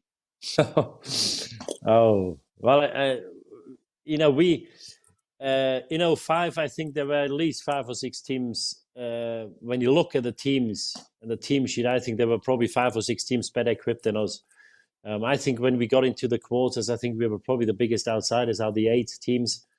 And in a one-off game, I think that's why we could compete in the league. I always felt we are 2, 3, 4 players short because you need a bigger squad to compete over 38 games. But in a one-off game, I think where we were probably one of the best, if not the best, was in terms of game management. What to do, as I said before, at the right time. Because we played quite a lot of finals. And we probably could or should have lost them all. And we won most of them, bar 1 or 2. I remember the game against Arsenal in 2001. I have to say it, Doogie, sorry about that. Or is it? No, David, is it? Who is it? Yeah. David is. It's Dave, yeah. There was a game that it was daylight robbery because we got battered for 90 minutes. And we found a way. Obviously, we had a bit of luck as well. We shouldn't underestimate that. But who would win? I will certainly think that the 17 team, or what is it? When did they win it? 19, was it? 19. 2019 they won, yeah. It's an exceptional team. I think they go into the game favourites. Whether they beat us, I'm not too sure. But I've got to say, what they done these 2 years, to lose the way they did a year before in Kiev and then come back the season after, and win it. It's an exceptional team. As I said, they go in favourites, but I'd quietly fancy ourselves. Nice. Just quick. I think there may have been like a handball in that 2001 final that it may be like forgetting about. But yeah, fair enough. Yes, you're right. After I just move on. Yeah. Did he talk about that final in as much detail as you want? If you want to carry on talking about that final, I remember it vividly. Liverpool against Arsenal, fond memories. I've never been the biggest fan of VAR because when you take it with foul play and handball, I wasn't sure how it's going to work, and I think we're still in the third year. We still have huge problems here. It's getting a bit better, but I'm not too sure whether it's the answer. I was certainly happy we didn't have it that day because Stefan Oncho handled it. I think it was a shot of Freddie Lundberg. Is that right? Yeah, I think so. Yeah, or maybe it was that Thierry. Yeah, I think and then obviously Michael Owen was just on a different. Yeah, and then Michael Owen down at the other end was just. Yeah. Still got the scars. You know what I mean? Still got the scars. We were a bit fortunate, Dave. I didn't forget that. So if it makes you feel better. Nice. Diddy, I wanted to ask you. We've got a lot of fantastic managers around now. Pep Guardiola, Pochettino, Klopp, etc. Zidane. I just wanted to know who you think of the modern day managers would get the most out of you as a player. Oh, great. Obviously, I think management changed a little bit because I think these days man management is as important as the tactical side of things. And we heard Rafa before. Rafa wasn't the warmest. He was very, he just told you what he wants you to do, and if you did it, fine. If not, then he would get somebody else. And of the managers today, I've got to say Pochettino. Obviously, Klopp's got his certain style. But what Pochettino did at Spurs, I think, has been exceptional. Obviously, it didn't end well. I think it was always the case if you don't spend money, if you can't buy any players for 2-3 transfer windows, I think it goes without saying that you do get problems at some stage. But I think Pochettino is a guy. I was fortunate enough to meet him once. A very impressive guy. Obviously, great football knowledge. And what he did at Spurs, again, I think it's been exceptional. So it will be interesting to see where he goes. He'd certainly be one manager. Obviously the others as well. But if I could pick one out of these, I'd probably go with the Poch. Yeah, and interesting that you say Pochettino there, Didi, because he's linked with an array of jobs, as you'd expect him to be, because he's a top manager. One of the clubs linked with him are Newcastle, one of your former clubs. What do you make of everything that's going on at your former club, Newcastle? Because obviously there's the takeover talks, Pochettino. There seems to be a lot going on. Yeah, there is. And, if we believe what's in the papers, then it's either Pochettino or maybe Rafa coming back. And Rafa, done wonderful things at Newcastle. He's a brilliant manager, and I couldn't say a bad word about him. What I've when he joined the club, I was about 30, 31, and I was lucky to work with Beckenbauer, with Trapattoni, with Rehagel. I had some brilliant managers over the years, but when you get to 30, you think, oh, you've seen quite a bit. But I think Rafa took that to another level. The detail he gave, he didn't say much, but when he did say something, he always made players think, because you've got to try to encourage players to think, to find solutions themselves, because you can't tell them everything. And I think that's a big problem in football these days, that we just give young players or young kids too much information too early. You've got to find ways and solution yourself. If you tell them from 10 years old what they have to do, don't expect them to make a decision when they're 20. And Rafa was one who still made us think, and I think it was very impressive. So it can only be good for Newcastle, because if a lot of fans, I think they wanted the owner out a long time ago, because he didn't really invest into the team. Big chance for Dortmund there. And of course, it is that man again, Haaland, in the box. Bit of time, and he just drags it wide. Didi, let's get your thoughts on this. We're just watching the replay now. That is a big chance for Dortmund, isn't it? Yeah, he's got to do better there, because maybe he was a bit put off because Boateng slipped. Oh, it's a handball. Oh, that's given. It's got to be given. I'll tell you what, this is a very interesting. I think is it Boateng on the floor? I think it is. Yeah, it's 100% penalty. Haaland's had the shot and it comes off his arm. Yeah. Now they're obviously appealing for a penalty. Oh no. They haven't checked it. That's not been given.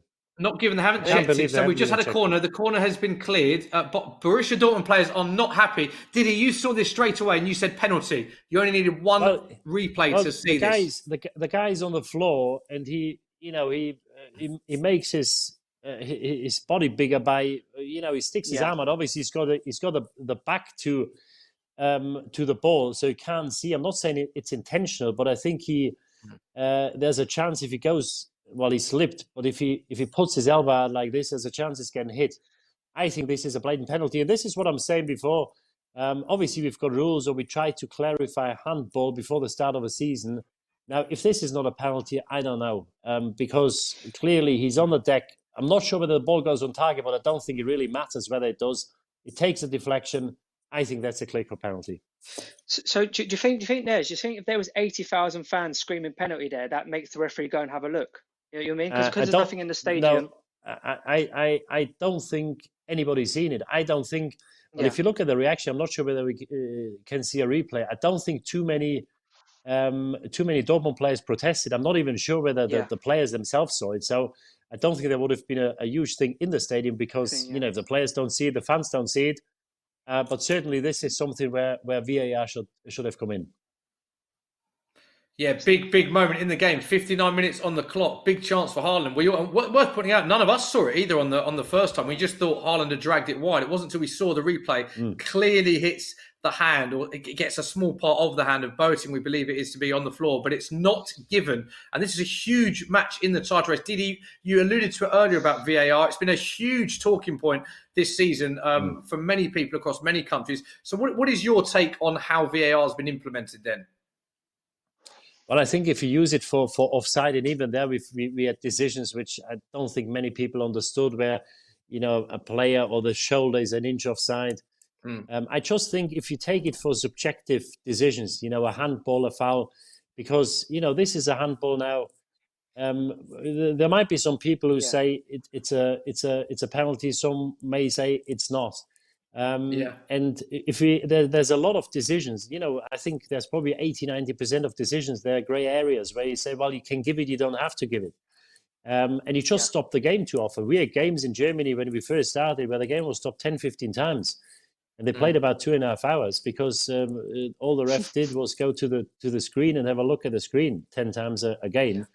So, I don't know. I think we used it too early.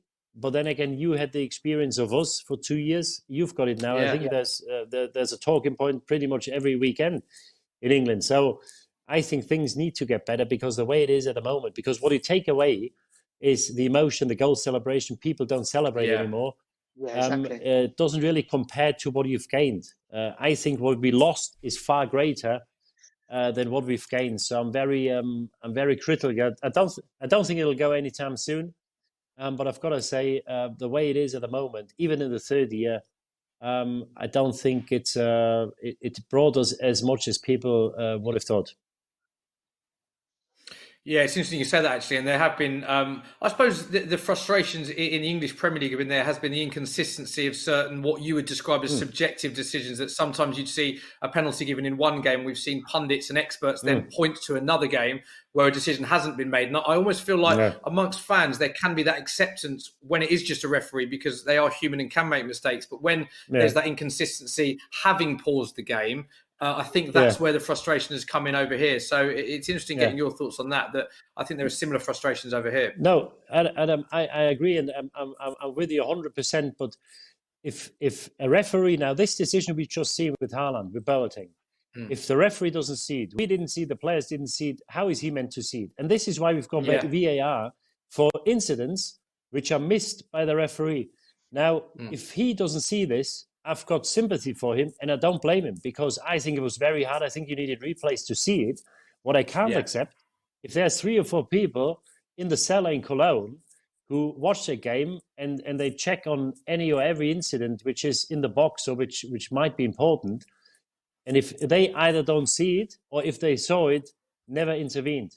This is what I can't accept. And, I think it's a different having a bad decision on the field, which we always had. It gives us something to talk about. And sometimes you just have to accept that it's very hard to see. What I can't accept, if there's 2 or 3 people there and they don't pick it up and they don't tell the referee, have a look at this, because, again, for me, this has to be a penalty. Yeah, and Doogie, this is it's a huge game. It's top v second. It's a potential title race. I mean, Diddy spoke, and many of us spoke earlier, that we think that if Dortmund don't win this, or certainly if they lose this, it could be them out of the title race. So this is a massive, massive call in such a big game, that, isn't it? Yeah, for sure, Smithy. And it's kind of their season over as well, because they obviously got knocked out of the Champions League by PSG. They're out of the Pokal as well. They lost to Werder Bremen in that. So if they go 7 points behind in this game at the end of this, it's really their sort of season over, I would have thought, barring a monumental slip up from Bayern. So they've got about 25 minutes to sort of save their season effectively. Yeah. Yeah, big 25 minutes. Dave, I know that you've been on Social Corner all evening for us, or afternoon, evening. I mean, you're the weather guru. Is this an afternoon, evening? Is it what are we calling it? But what questions have we got? We're just sailing into evening. The temperature now is at like 22 Celsius. You know what I mean? I have a question for Diddy. It's a 2-parter. Part is who's the greatest player you played with, and then who was the greatest player you played against? It's very hard to compare a fullback with a centre back and then attacking midfield or whatever. The 2 most impressive, I've got to say, if I can name 2, in Munich and for the national team, Lothar Matthäus, who had huge setbacks throughout his career, and he still played 150 times for his country. World Cup winner 90 with Germany as a captain. Lothar was a machine. He was a brilliant player. And the other one is Steven Gerrard, who had the ability to change games in a split second. He had that burst of speed. He was a brilliant cross of the ball. He was a brilliant strike of the ball. We all know, or seen goals where he scored from 25, 30 yards, time and time again in big games as well. So, these 2 were just game changers. And I don't think there's too many around. So I would name these 2. And now to make up with Dave, for me, there was always one player in the Premier League who stood out head and shoulders above everybody else in my position, because obviously I'm not playing against a right back or a left winger or a centre back. I'm up against people in the engine room. And I've got to say that Vieira was probably the best I've seen. The guy was... Day, did he? Look how happy he is, Didi. Look how happy he is. He was quicker than me. He was taller than me. He was stronger than me. He could pass the ball, and it was just impossible. And then he played for an exceptional team. The team with to me, to this day, probably the best team I played against. How they never won a Champions League or really gone. Obviously, they got to the final a bit later, I think. With Parla, with Overmars, with Bergkamp, Henry, Canu. It was just a brilliant team. And Vieira, I've got to say, was the heartbeat of the team. And no wonder that they did so well in the Premier League. As I said, unfortunately, it didn't really work out in the Champions League. But Vieira was a machine. Brilliant player. Awesome. I can now confirm me and Didi are now best friends again. So that's a really good thing. There we go. Just have a look at the possession stats. And we always got battered at Rivalry. The old stadium. It was probably one of the first games I always looked at where we play or when we play them was Arsenal, because that was the hardest game by a mile. They gave us some proper hide-ins there at Highbury. Yeah. Awesome, man. Oh, to be at Highbury again! What I'd absolutely give to be back at Highbury. Awesome. That really good answer. Thank you, Didi. There we go. Look how happy Dave is. There we go. Patrick Vieira, toughest player to play against. I can imagine. We can only imagine, Dave, can't we, what it'd be like to play against players of that ilk. Dougie, I was just going back to the game there, looking at the stats as well. 51 to 49%. It's been a very tight second half as well. I haven't seen loads of Jadon Sancho yet, but some strong tackles as well we're seeing, as we saw in the first half. We just saw one there, yellow card in the game, some fiery tackles going in.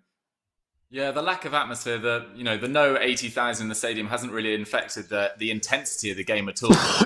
It's been slightly less end-to-end in terms of chances in the second half, but the tackles are still flying in. We saw Kimmich accidentally put a quite nasty one on Dahoud in the middle of the park when trying to clear the ball. We'll expect to see more of that in the final sort of 20 or so minutes. And you said that another tackle flying in. 68 minutes on the clock, possible another substitution. We'll give you confirmation when it happens. Yes, Claudio's little son. He's a brilliant young player. Again, another one. He's only 17 or 18, I think. I'm not sure whether you've seen an awful lot of him. But technically, really gifted player, can play the final ball, can score a goal. It'd be interesting to see him now. Yeah, he was born in Sunderland, actually, which is the team I support, Diddy. So I'm pretty excited. I always think of him as one of our own. But...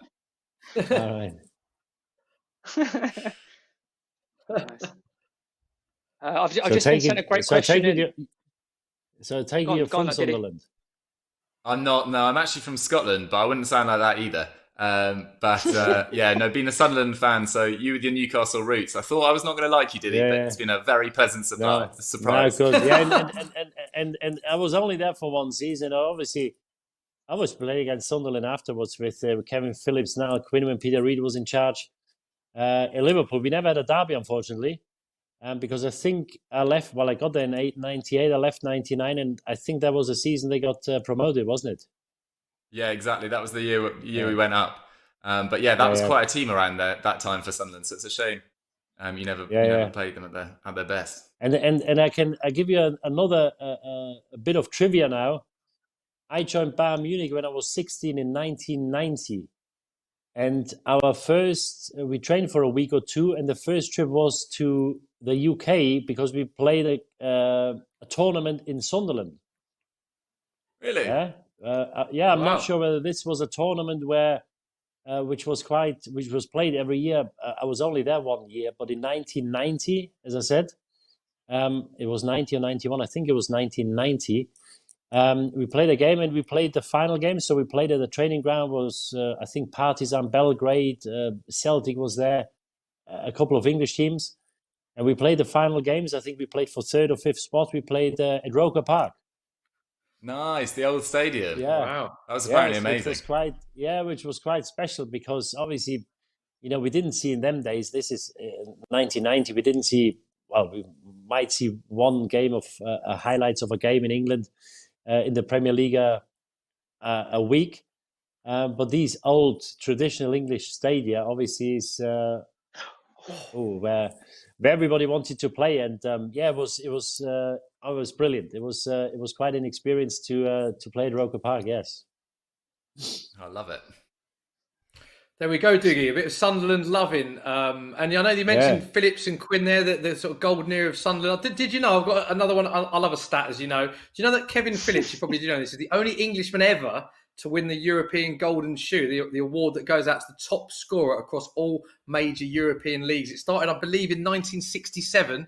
Kevin Phillips is the only Englishman ever to have won it. I did indeed. I've got a tattoo of him with the golden shoe on my chest, Smithy. Love it. No, not quite. Maybe one day.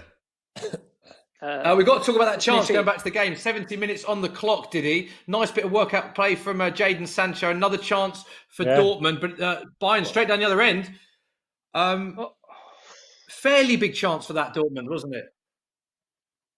Yeah, it was a half chance. Neuer did well to leave the ball. Obviously, he saw that the ball goes wide and Haaland can't get it. I think in the meantime he's come off Haaland now for Reina. Yes. And it's what do you make of that? Yeah, Bayern big Munich, substitute.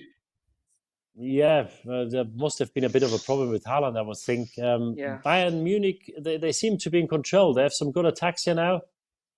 This is well defended, but they find it hard. They don't open them up as easily as they did in the first half, Dortmund. They found it hard at the moment to really get into the last third and create chances.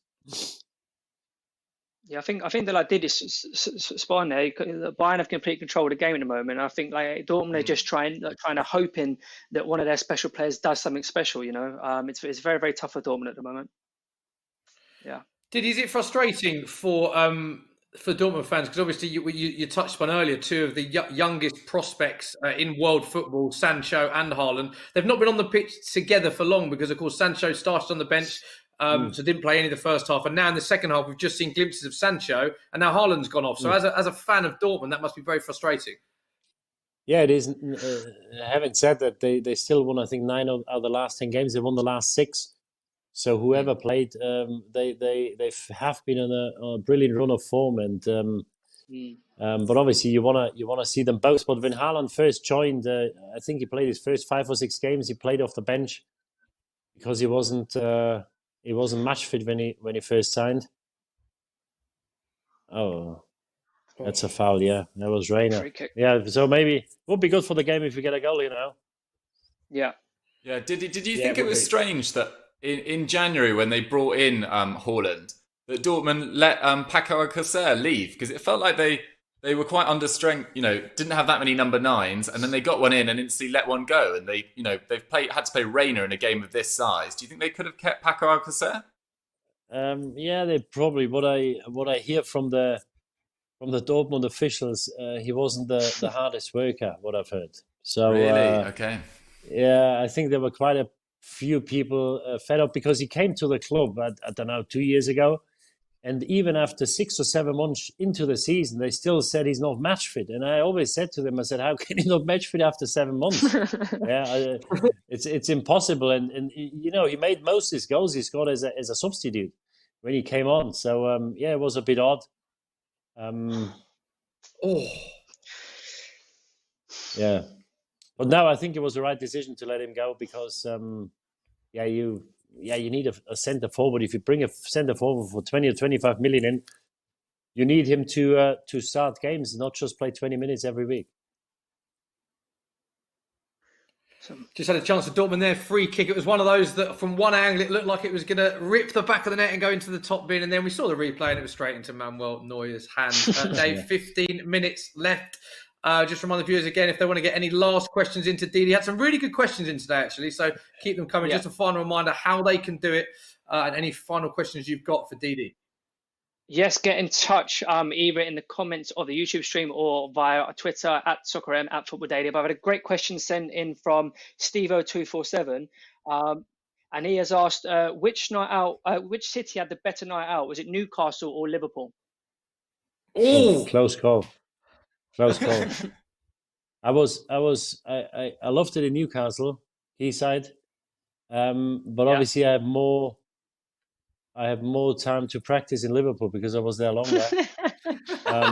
Love it. So I've probably been to a few more locals in Liverpool than in Newcastle, but yeah, it's a close call. If you say to me, we'll have a night out, I couldn't call it. I'd go toss of a coin. Toss a coin and we go whatever it says. Why don't you do both, Diddy? One night. Even better. we leave the coin in the pocket. Yeah. I love that. Just one master pub crawl with Diddy Hamann. Yeah, that'd be brilliant, wouldn't it? Diddy, where was your fondest memories? Because you played for so many big clubs, one of them playing now Bayern Munich. We spoke about Liverpool. Where was your fondest memories in your career, would you say? Obviously, I had my longest and my most successful spell in Liverpool, and obviously, so this will always be the place that will. I always, even if I do go back, I feel home. But I've got to say, I follow. Chance! Oh no! Missed that. It's Hazard. Big chance for Dortmund. How has he missed that? Hazard. Diddy, we'll come back to that story. But what a chance that was for Dortmund and Hazard.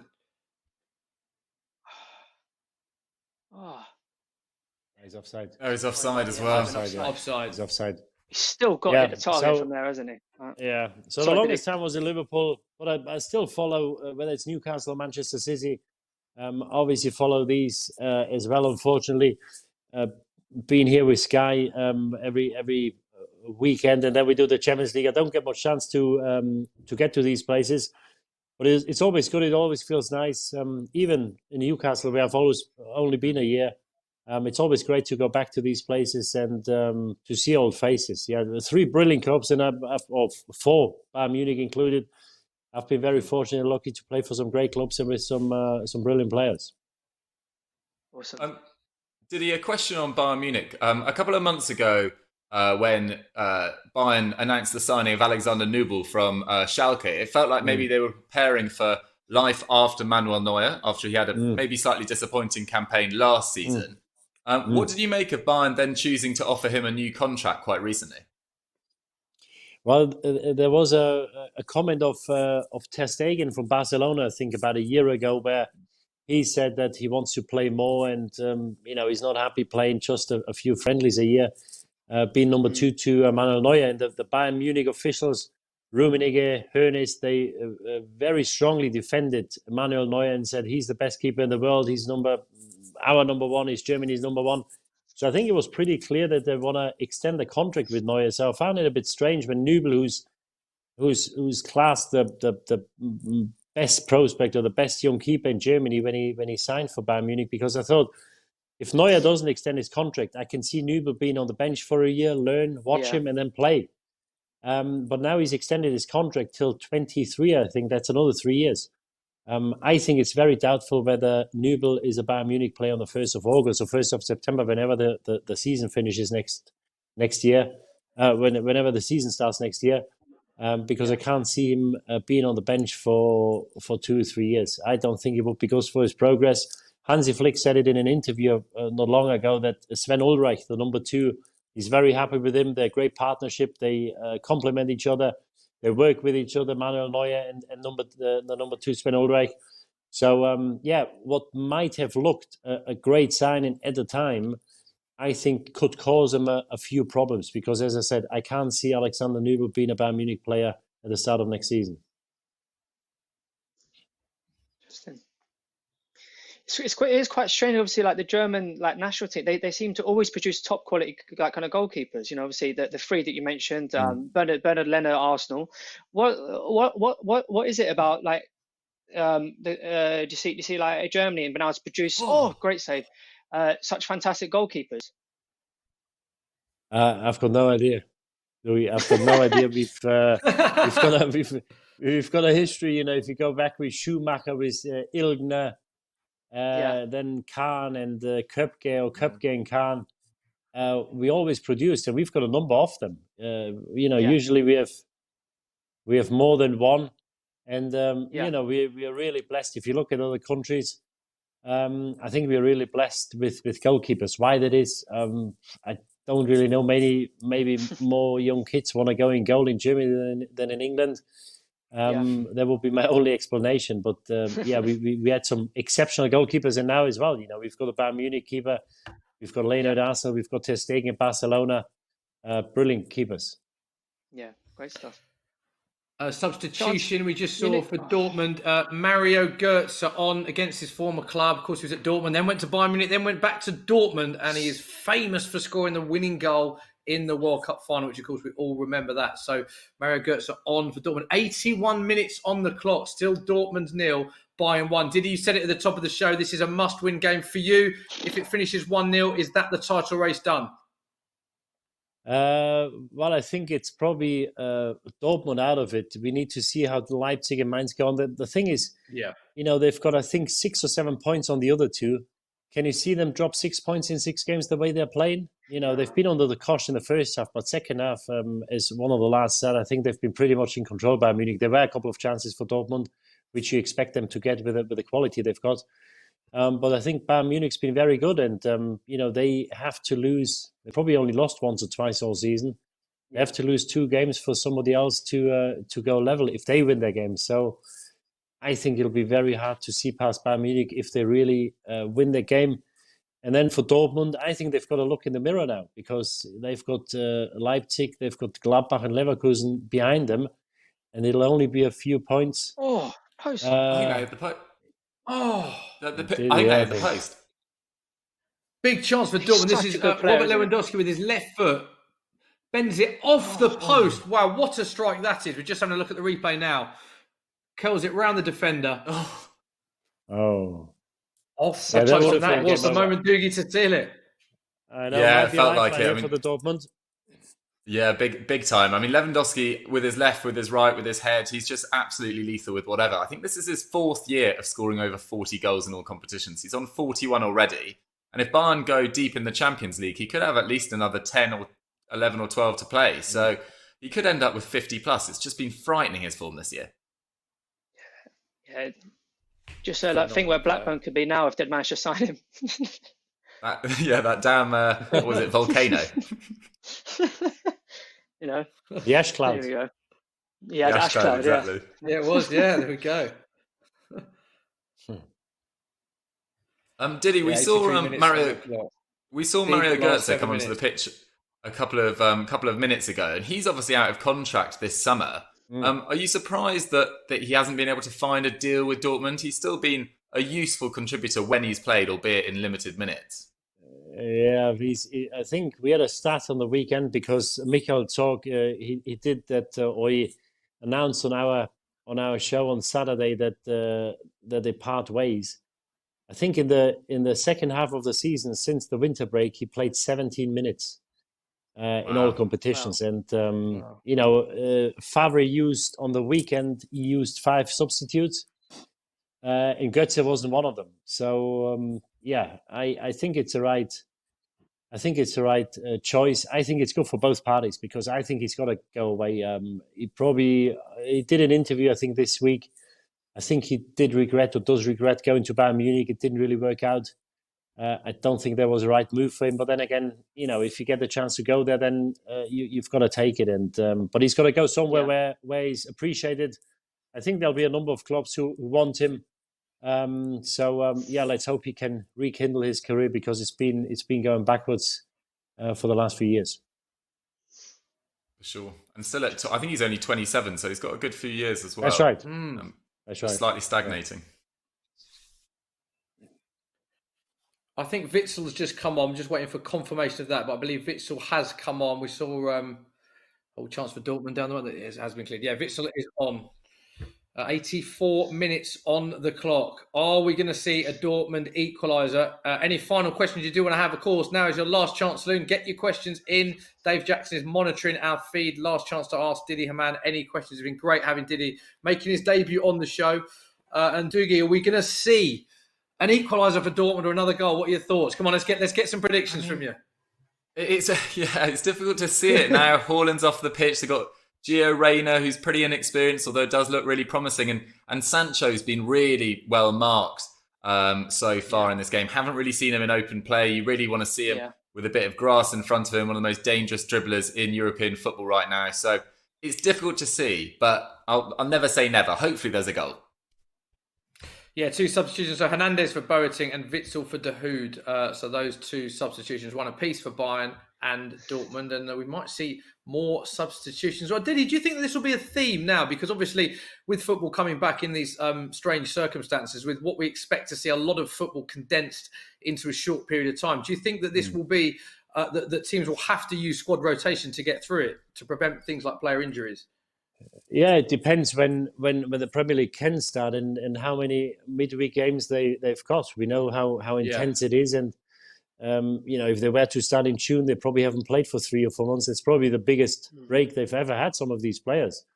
So yeah, I think you need a big squad, and it'll be interesting to see how they cope with the demand, because they probably have to play. They've got the remaining 9 or 10 games. They probably got to play 2 or 3 midweek games as well. Then you've got to see that you bring the Champions League games in as well. I think it'll be a huge demand on the players. Sub, I think that is Martinez on for Gnabry. There we go, confirmation. Martinez on for Gnabry for Bayern Munich. Sorry, Dave, go on. Yeah, I was going to say, because obviously, like the race for the top 4 in England, obviously, like Liverpool are going to win the league whenever it is, 2 or 3 games back, whatever it is. But the top 4 is still very much wide open. So I'm thinking like how much that will start to come in when football hopefully does resume in the UK. Like the actual squad depth of them, 6, maybe 7 clubs. Whereas like a Sheffield United, who if the season had been disrupted, may have been able to go on and maintain that kind of pace that they were doing. But then obviously now we've got this break. So some of the kind of, I guess you call them like the bigger clubs, they've naturally got a bigger depth to their kind of squad. So I just wonder what you guys think about how important squad rotation, like you said, and I guess the quality of the squads will be for the final, wherever it is, 9-10 games of the season.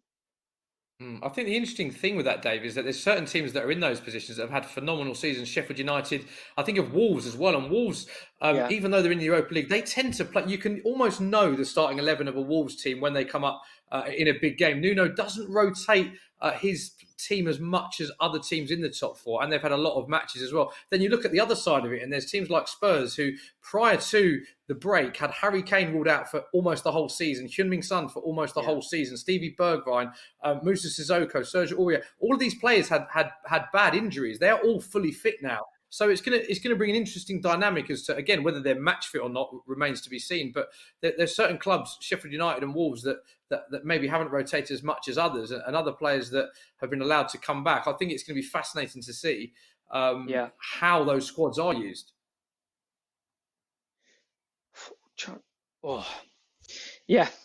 I'm just... Yeah, so last 5 minutes now. If anyone gets their questions in, get them in the comments, get them to us. Sorry, at Football Daily, at Twitter, at SoccerM, and we'll do our best to get your questions answered. Last couple of minutes now. Yeah, any final questions for Diddy? I know that there's been a lot of people joining. I mean, looking at the numbers, thank you very much for everyone to join. Is there a final question for Diddy before we get the full-time whistle? Because we're on the 89th minute, Dave. Still Dortmund 0, Bayern 1. Yeah. I've got a question for Diddy, actually, just while Dave finds one. Diddy, I think it was Rummenigge announced this week that they weren't going to be taking up the option of signing Coutinho permanently. What have you made of his season at Bayern Munich, and are you surprised by that at all? No. He's had a couple of glimpses, or I think he's got 2 or 3 goals in one game where it was brilliant, but he was too much in and out. He wasn't consistent enough. Didn't get straight into the team when he did play. Things really at Liverpool when he played, everything came easy to him, and I think he was the central point of that Liverpool attack. So everything went through him, and every ball, when there was a chance, they always looked for him. Obviously, Munich, that's not the case. There's other brilliant players. It never really worked out, and it's really strange because he was such a brilliant player at Liverpool. It didn't work out at Barcelona. It didn't work out here, so he will go back to Barcelona, and it'll be interesting to see what happens with him. Who takes him? Who picks him up? Is that a penalty? No. Should be very harsh. I think he's interestingly, 3 minutes of additional time has been awarded. Bayern appealing for a penalty for a slight push on Robert Lewandowski, not given. which I probably think is the right call. It was sort of a light shoulder barge. The referee hasn't given that. It is still Dortmund 0, Bayern 1. But as I say, 3 minutes of additional time, 47 seconds into that additional time. Although we say no penalty, did he? I don't know if this is the end of the match. We're just waiting to look what's going on. Once they restart the game, they can't do it. But Hansi Flick is not too happy about it. But he's not happy, is he? He's not happy at all. Now, coming back to Coutinho, I think he had a clause in his contract. They can sign him, I think, for 120 million. I think it was pretty clear from after a few weeks that they're not going to do that. Yeah, I think I'm just looking at the replay again here. Sorry, Dougie, just looking at the replay again. As you quite rightly said, Dougie, once the game starts, they cannot go back. But I'm not particularly happy with that. But it was one of them. It was a shoulder barge, not given. The play has carried on. And Dortmund straight down the other end. Surely this will be one of the last chances for them to salvage anything from this match, Dougie. Yeah, absolutely massive. They've got about minute 30. It's with Hakimi on the right-hand side, who's been one of the more dangerous players. But their lack of clear-cut opportunities that they've managed to create after half-time will really disappoint Lucien Favre, you would have thought. Haaland's had about 3 or 4 shots, hasn't really taken any of them cleanly. And Boateng, with that sort of handball being missed, sort of has really gone against them. Nothing's really gone for them in this second half. And in the end, they're sort of limping to a 7-point deficit in the Bundesliga. I think to be fair though, it's been a fantastic second half performance from Bayern. They've obviously got the goal just before half time, and they've completely controlled it. Really, they're the few half chances for Dortmund. As you say, as soon as Haaland went off, that became even less. And they've just completely marshaled the game, really. So, yeah, fantastic performance from Bayern. So this kind of brings me on to my kind of final question. Obviously, it looks like Bundesliga is looking like it potentially could be wrapped up. Not wrapped up, but there's going to be a clear winner there. As we just move to like the Champions League, who do you guys think are like the favourites? Obviously, kind of mentioned Dortmund. Did he mention Man City at the beginning of the show? Who's going to be there or thereabouts? Well, I think they all got to beat, with Liverpool being out, I think they all got to beat Bayern Munich. Yeah. I think if you look at, the best 2 teams left in the competition, obviously Munich still has to play Chelsea, but it should be a formality after the 3-0 win at Stamford Bridge. I think the 2 to beat are Manchester City and Bayern Munich. But I've got to say Leipzig, even though they didn't win the first game, they won 5-0 on Sunday. They've got a very good team. They've got a young team, and obviously we don't know when the Champions League will be played. But I think Leipzig is a team that you've got to watch out for them. Chance for Bayern Munich to wrap it up. I think that might have been the second goal there, dudes. Yeah, good chance there. That's the win secured. Bayern Munich win 1-0 away at Borussia Dortmund. Now go 7 points clear. Huge. Yeah, there it is. Confirmation. The full-time whistle has gone. Borussia Dortmund 0, Bayern Munich 1. Thanks to that Joshua Kimmich goal. Big win for Bayern Munich. We saw them winning, of course, the other game this season, more emphatically than that, 4-0 that game. But this one was a lot closer. Dortmund starting well, but it was great game management in the second half. And these pictures, you can see just what it means to Bayern Munich. It looks like they think they may have one hand on the trophy. Yeah, they shrug off their nearest competitors. Here's Hansi Flick. It means a lot to him as well. Now we need to see how Leverkusen and Leipzig get on. But it's a handsome cushion with only a few games to go. They're 7 points ahead of Dortmund. Dortmund won't be catching them, and I doubt any of the other teams will. So what a huge result for Bayern Munich. Yeah, this is what it means. This is the Bundesliga table that is updated following on from that match. 7-point deficit now from Bayern Munich and second place Dortmund. And they also have a plus 13 goal difference on their nearest rivals. Also, let's not forget Leipzig now, of course, because Leipzig, should they win their game in hand, will actually leapfrog Dortmund due to their superior goal difference, which they already have, +1 on Dortmund. And Bayer Leverkusen, 1 point behind them, and Mönchengladbach only 1 point behind them. So it's very exciting at the top of the Bundesliga. Dave, worth pointing out as well, we've been very impressed with the standard, the tempo. For a lot of people wondering, what we'd see post the break, if you like, the enforced break. It's been a really good game of football to watch this one, hasn't it? Yeah, it's fantastic. And obviously, it was won by a fantastic goal. Just kind of really like watching it back now. The chip is absolutely spectacular. But in terms of the pace and the tempo, and I guess like the intensity of the game, hopefully when football does return to the Premier League, we've got nothing to really worry about there. Particularly the first half. The first half was fantastic. So yeah, it just extremely exciting. And obviously we've We've just got to talk. rewatched. Yeah. Yeah. So go on, Smith. Imagine talking about. What you're going to say about the penalty? I've got to get Diddy's thoughts. It's a yeah. big moment. It's a penalty, isn't it, Diddy? That. Without a shadow of a doubt. I think it might actually. I don't think it does matter whether it goes on target or not. I think it might actually go on target or might be going in. But yeah, if I don't know if that's not a penalty, then I don't know what is. He's on the floor. He sticks his arm out, even though he's got his back to the ball. This is a clear-cut penalty, and it'd be interesting to see what the referee says, what the people who were in charge of the game say, what excuses they come up with, because it was a huge moment. You make it one each, you've got a chance to win. You might be down to 1 point now if you find a winner. And this is the reason why we brought VAR in the first place, exactly for these things which are missed by the referee. And for me, hugely disappointing how they could either miss it, or if they did miss it, how they didn't intervene. Yeah, let's give you some stats from the game. Full-time attempts, Dortmund 13, Bayern 12. On target, Dortmund 5, Bayern 6. Possession 50-50. So not a lot in that game at all, Dougie. Very, very tight. Yeah, it was really tight. And that first half, you felt, particularly in the first 10, 15 minutes, Dortmund had a couple of opportunities.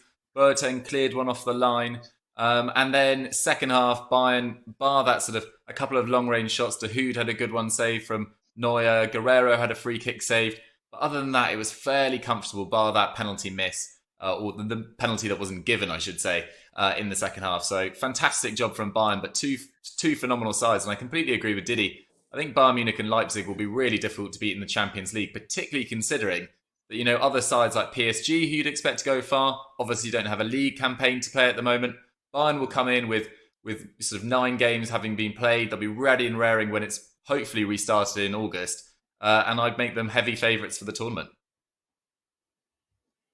Yeah, that's a really good point, actually, that what Dougie says there, Didi. Do you go along with that? Because if the Champions League does resume in whatever way, shape or form, there's going to be some teams that have had seasons that have ended, some teams that are playing a lot of games. That's going to have a dramatic effect on the outcome of the Champions League, you'd think, this season. No, it will. But I think the issue with the German teams is that, we are planning to finish the season by the end of June now. I think the cup final is meant to be played on July the 4th.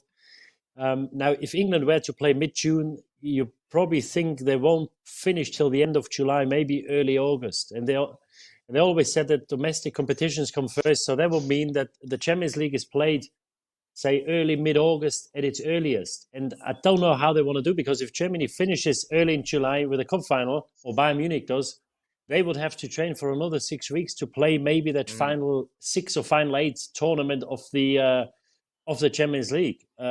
So I think there's a couple of issues, because you can't simply say to the German clubs, I think, well, you've got to train for 6 weeks and then we play the Champions League. Because then after the Champions League is finished, you probably start the new season at some stage. So will they be playing with the new season squads, or do they play with the old season squads? Contracts running out on June the 30th. So I think there's a few legal issues as well. If everything goes to plan and they play at some stage again, yes, I'd say the German teams really have a very good chance of lifting the trophy this year. But I think the issue for the German teams could be that they may have to wait for a certain amount of time till the other leagues finish their domestic season. And I think that might be a little bit of an issue. So it may not work out too well for the German teams when the Champions League, what we all hope, will resume at some stage. Yeah, only time will tell. So many tough decisions. I don't envy the decision makers in this time. It must be very, very difficult to make the right calls, of course. Diddy, absolutely loved having you on. It's been fascinating hearing all your stories and reliving some of your memories from your playing days. Dave, loads of people joining the stream. Have you got a final question, final send-off before we end the show?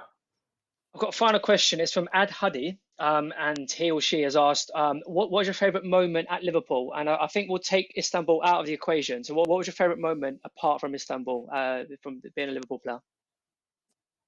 Well, there were a lot of fantastic moments. A special moment was probably when we lifted the UEFA Cup against Alaves in 2001, and we played in that stadium. We just watched the game. The game was played in Dortmund.